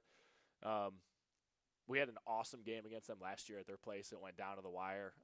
We ended up making a 5-0 run to win it, at the end, that was a pretty sweet game. That was really fun for our kids. So looking for another good matchup this year at home. Yeah, those are always fun matchups. You get Brookside a few times this year, man. That's a really fun team to watch. It's going to be a workout for myself, honestly. Oh, it's a workout for you. There's no doubt about that. I got through it because Goose kept great stats last year, so he was actually the star of that show last year. I think our game was 92 to 87. I think it was the final. I think so. Yeah. Sure. That sounds like a typical Brookside choice. Yeah, that makes sense. We've got you December 12th against Avon, and it's going to be at your place, and that's awfully close to the holiday break. I think last time I was there and I called that game, it was right at the holiday break. And that's such a fun place, man. The Academic Center is just so awesome. It's such a cool environment. Talk about coaching in that environment. What makes that so special? Our community shows out every single home game. Friday night home game, especially against crosstown rival like Avon. Huge crowds, physical game with the size of our kids, the strength of both teams. It's a grinder. That first one, I think the last 4 matchups have been decided by just a couple possessions. So, could be going. What are some of the goals you guys have set for this season? I don't know yet. It's a good question. The goal for me personally as a coach, I'd love to be well over 500. We were 10-15 with the district championship last year, but we need to be more consistent as a team, which I think we will be. I think we're going to be a little bit more talented, a little bit more athletic, and we're going to shoot the ball from 3 a lot better this year. But as far as that, just consistency over 22 games. We would win 2 in a row, then we had 2 horrible losing streaks of 6 and 5 last year. So we got to make sure that those don't happen this year. Our goal would be to compete in the top 3 of the conference this year for sure, and then definitely get back into the regional and hopefully go a little deeper into the playoffs. Great stuff. Well, Coach Chase, we appreciate you joining us. This is a lot of fun.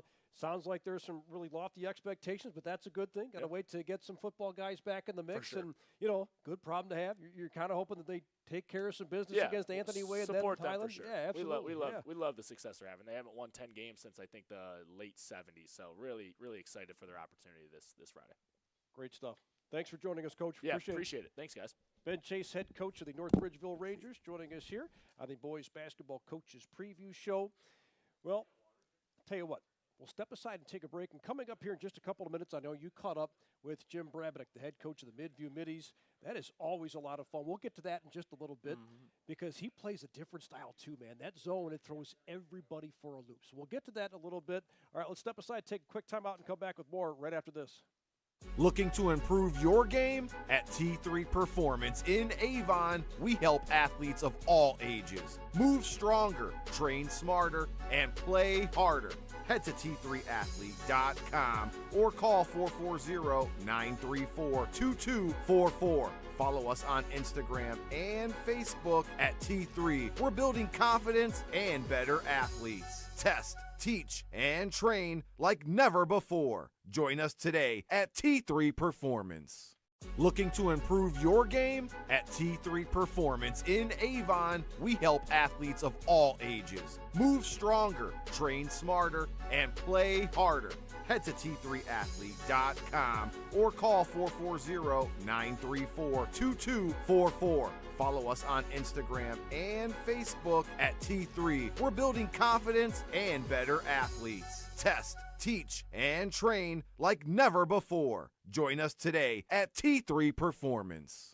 Looking to improve your game? At T3 Performance in Avon, we help athletes of all ages move stronger, train smarter, and play harder.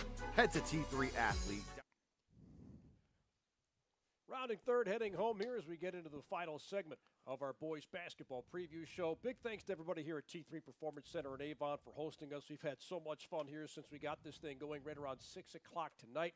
Don't forget to come back here again at 6 o'clock on Wednesday. Dave Rivera will have you covered here for the girls basketball coaches preview show as they talk about what to expect there as they get their season going as well. That's a couple days from now.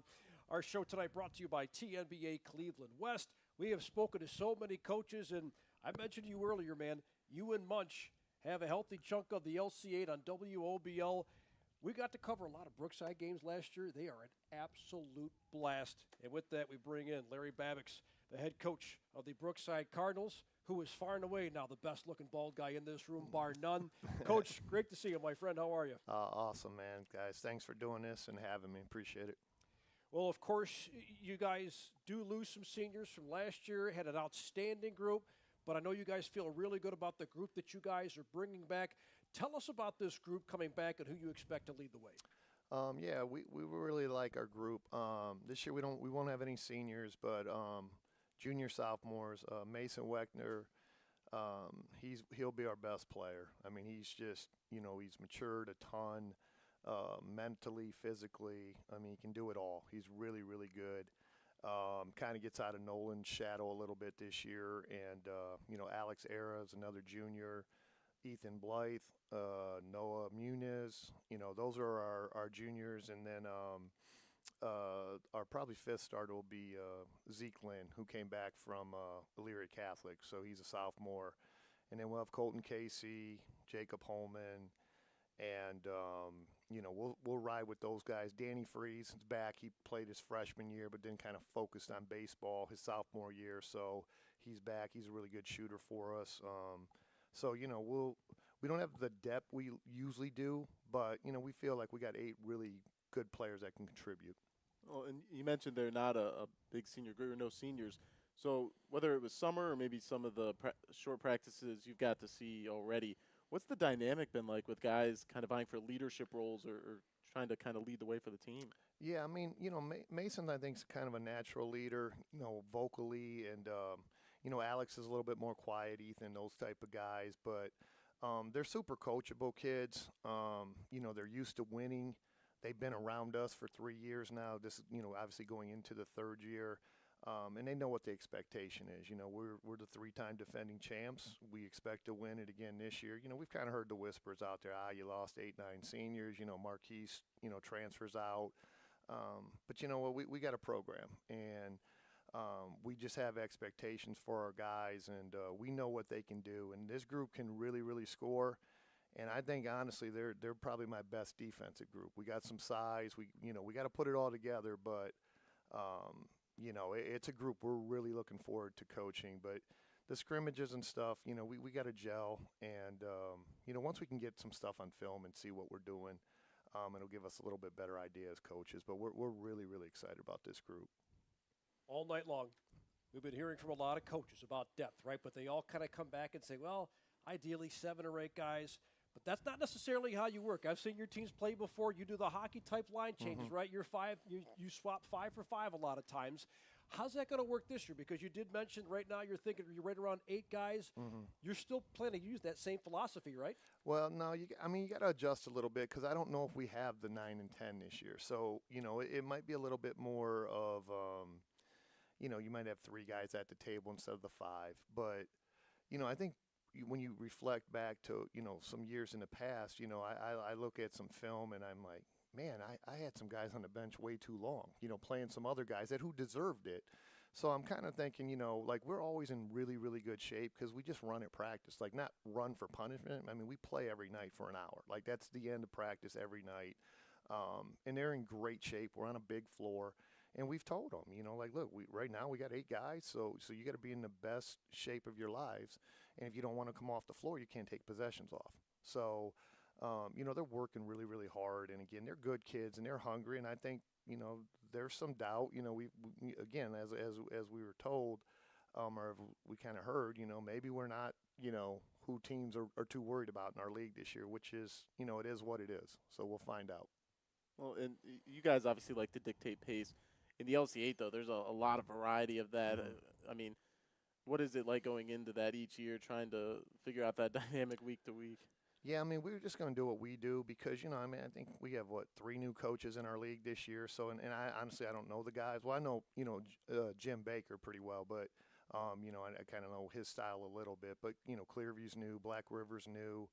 So we just do what we do, and we try to make the other teams adjust instead of us trying to adjust to, the other teams. So, but like you said, everybody's different. There's teams that zone us. There's teams that will run with us, teams that'll slow it down. But, I mean, we will play extremely fast, and we will, we just honestly will just try to outscore them.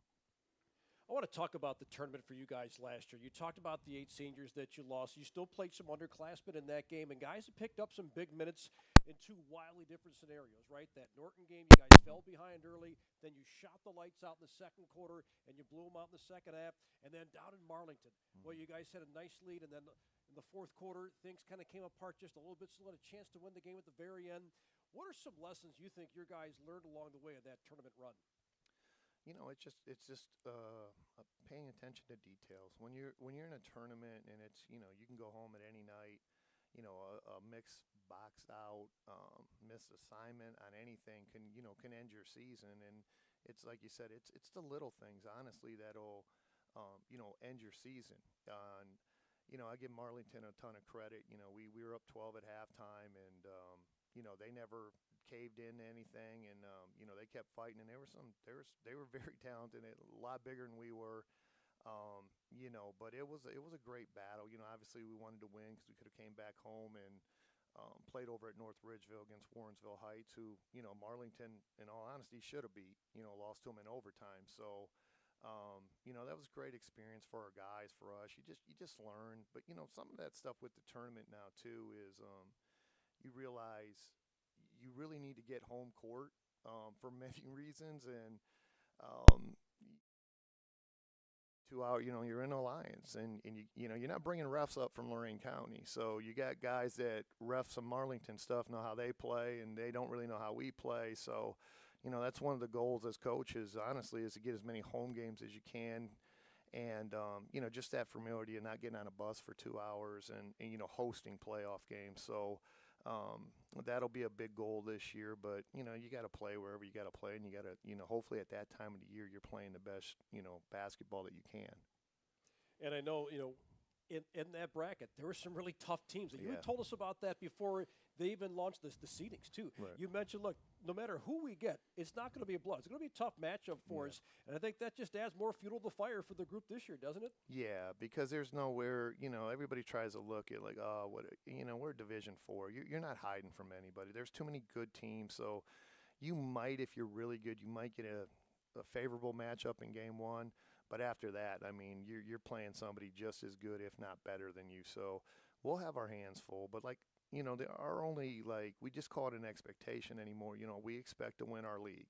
And then, the goal is to get to the district championship. Not even win it, just realistic stuff. Like if we win it, great. But, we try to stay real honest with our kids, and then, we play a really good non-conference that gets us ready for, helps us to get through our league. I mean, we got North Ridgeville game 2, over there.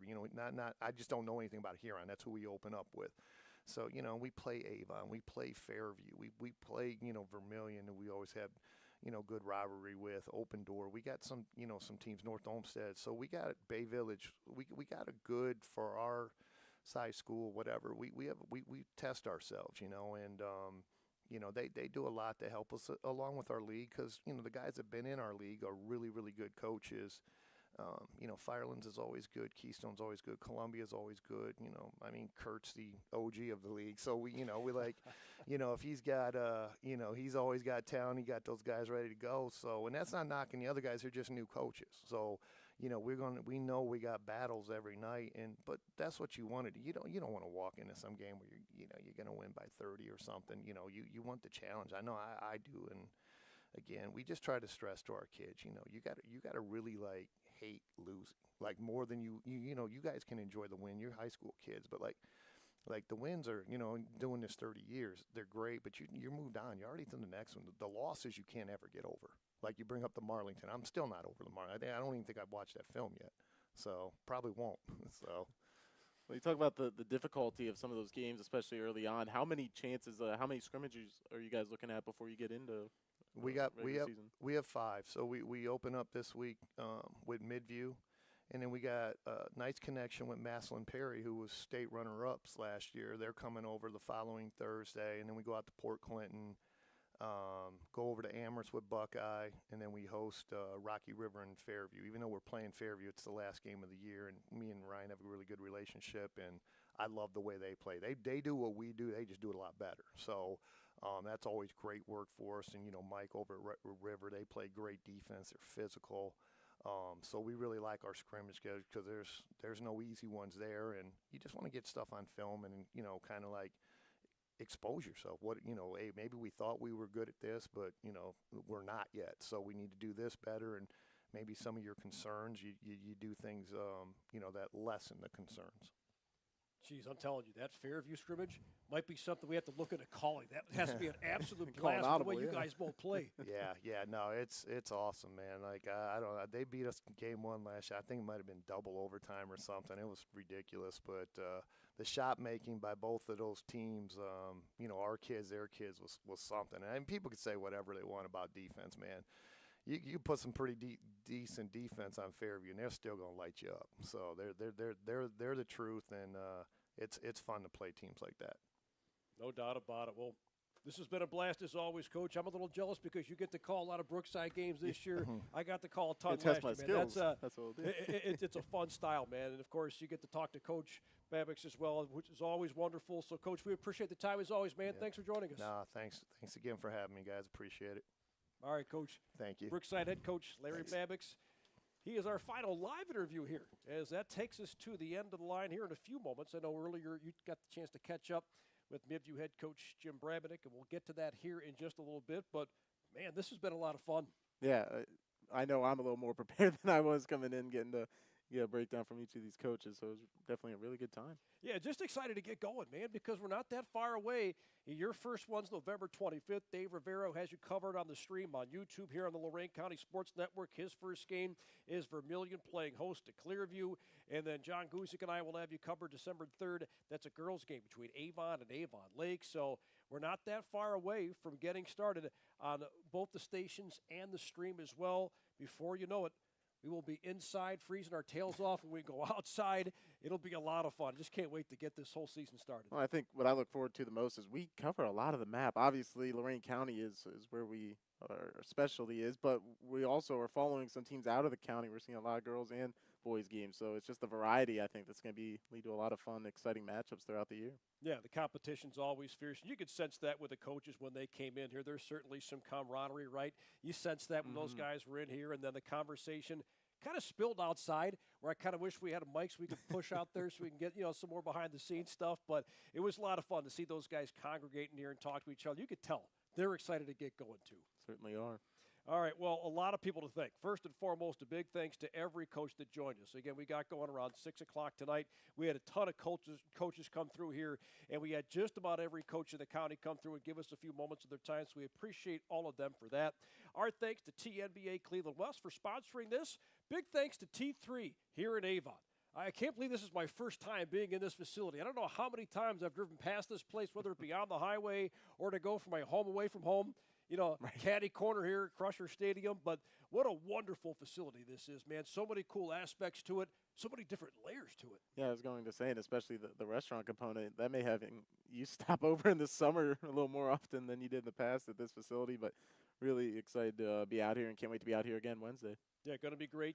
Again, Dave Rivera's got you covered to talk to all the girls' high school basketball coaches as well to get you ready for what the girls bring to the hardwood here in a little less than a month's time.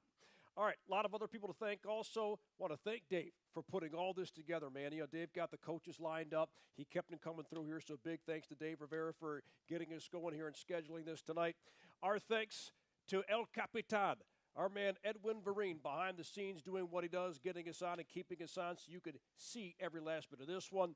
Max, my thanks to you for doing a wonderful job as you always do. And a huge thanks to all of you for watching this one here tonight, live and free on YouTube on the Lorain County Sports Network. We will leave you with the velvety baritones of Max Drummond interviewing Midview head coach Jim Brabenick to see what's going on with those Midview Middies this season. For Dave Rivera, Edwin Vereen, and Max Drummond, this is Andy Bolbart saying thanks again for tuning in to the Lorain County Boys Basketball Preview Show. Don't forget to tune in again on Wednesday when Dave talks to all the girls' coaches as well. Have a great night. Here's Jim Brabenick. Welcome back into the High School Basketball Coaches Show here on the Lorain County Sports Network, presented by TMBA Cleveland West and live from T3 Performance in Avon. Joining us now from the Midview Middies is Coach Jim Brabenick, heading into his 11th season with the Middies. Coach, we appreciate your time. Hey, guys. Yeah, I appreciate you having me on. It's our pleasure, and I don't think there's a better place to start when talking with someone from either of the Midview basketball programs than the DeFranco Classic, and this year that's happening Wednesday, November 26th. And, of course, your squad plays in one of the games, but just to kind of get a look behind the curtain, just out of curiosity, what goes into that day behind the scenes for everyone at Midview? Yeah, it is a lot of work to get that thing up and running, but it's awesome for our community.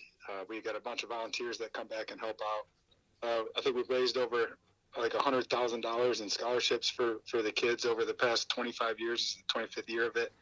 And this year we have 6 games, and we think it's going to be a ton of fun. Wow. Yeah, that is a lot more that goes into the maybe at face value or with some of the games. And in opening the season that way, it's just got to be an exciting way to get a lot of the teams familiar with each other that maybe they don't see each other during the season. Yeah, it's cool. We got some different teams coming in, but a lot of the teams that play in it are teams that we will see throughout the year. So everyone kind of from all of our conference, all of our county comes and watches, and it's a good thing to see everybody play, and it's fun that we're able to host it. Well, and kind of looking a little bit more at the season and teams you may see last year, Midview, you guys faced a little bit more adversity than maybe we're used to seeing. But after having an off season to reflect on that, what are some areas that you want the 2025-26 team to improve on? And that could be anything from X's and O's to maybe just philosophies for you guys. Yeah, we obviously had a tough year last year. We kind of saw it coming in, and our kids kept coming and kept practicing, and our schedule was really tough. It's going to be tough again this year, but we got to put that behind us, and I think we need to have some early success this year to kind of say, hey, we can win games. We've won games here before. We're capable of doing it. We just have to try to have some success early, so it's not like here we go again. And practice is starting up. Our guys are eager to get that taste out of our mouth and show people that we can play. Yeah, and taking a peek at the start of the season, like you said, wanting to start hot, it's obviously the DeFranco Classic is where it begins, and then after that, you guys kind of hit the ground running, 7 games in a 3-week span leading up to Christmas. Have you and your staff kind of put anything together to prepare for that, especially given the variety of opponents you're going to see? Yeah, it's hard to do that with our football team having some success right now and still and winning. A lot of our guys do play football, so we really haven't gotten basketball shape yet or see what they could do on the basketball court. So once they get back in and we're able to see them play, then we'll kind of come up with an idea. But you never really know what kind of team you have until you start practicing and make a lot of adjustments from there. Sure, and looking a little closer at the team this year for the Middies, you lose one of your top scorers from last season, but Luke Jockel is a name that really came on down the stretch and was able to get a lot of points for you guys. And he was neck and neck with Brady Newton for that fact throughout last season. What are your expectations for him, and then maybe a few other names we can expect to see and hear when we cover games?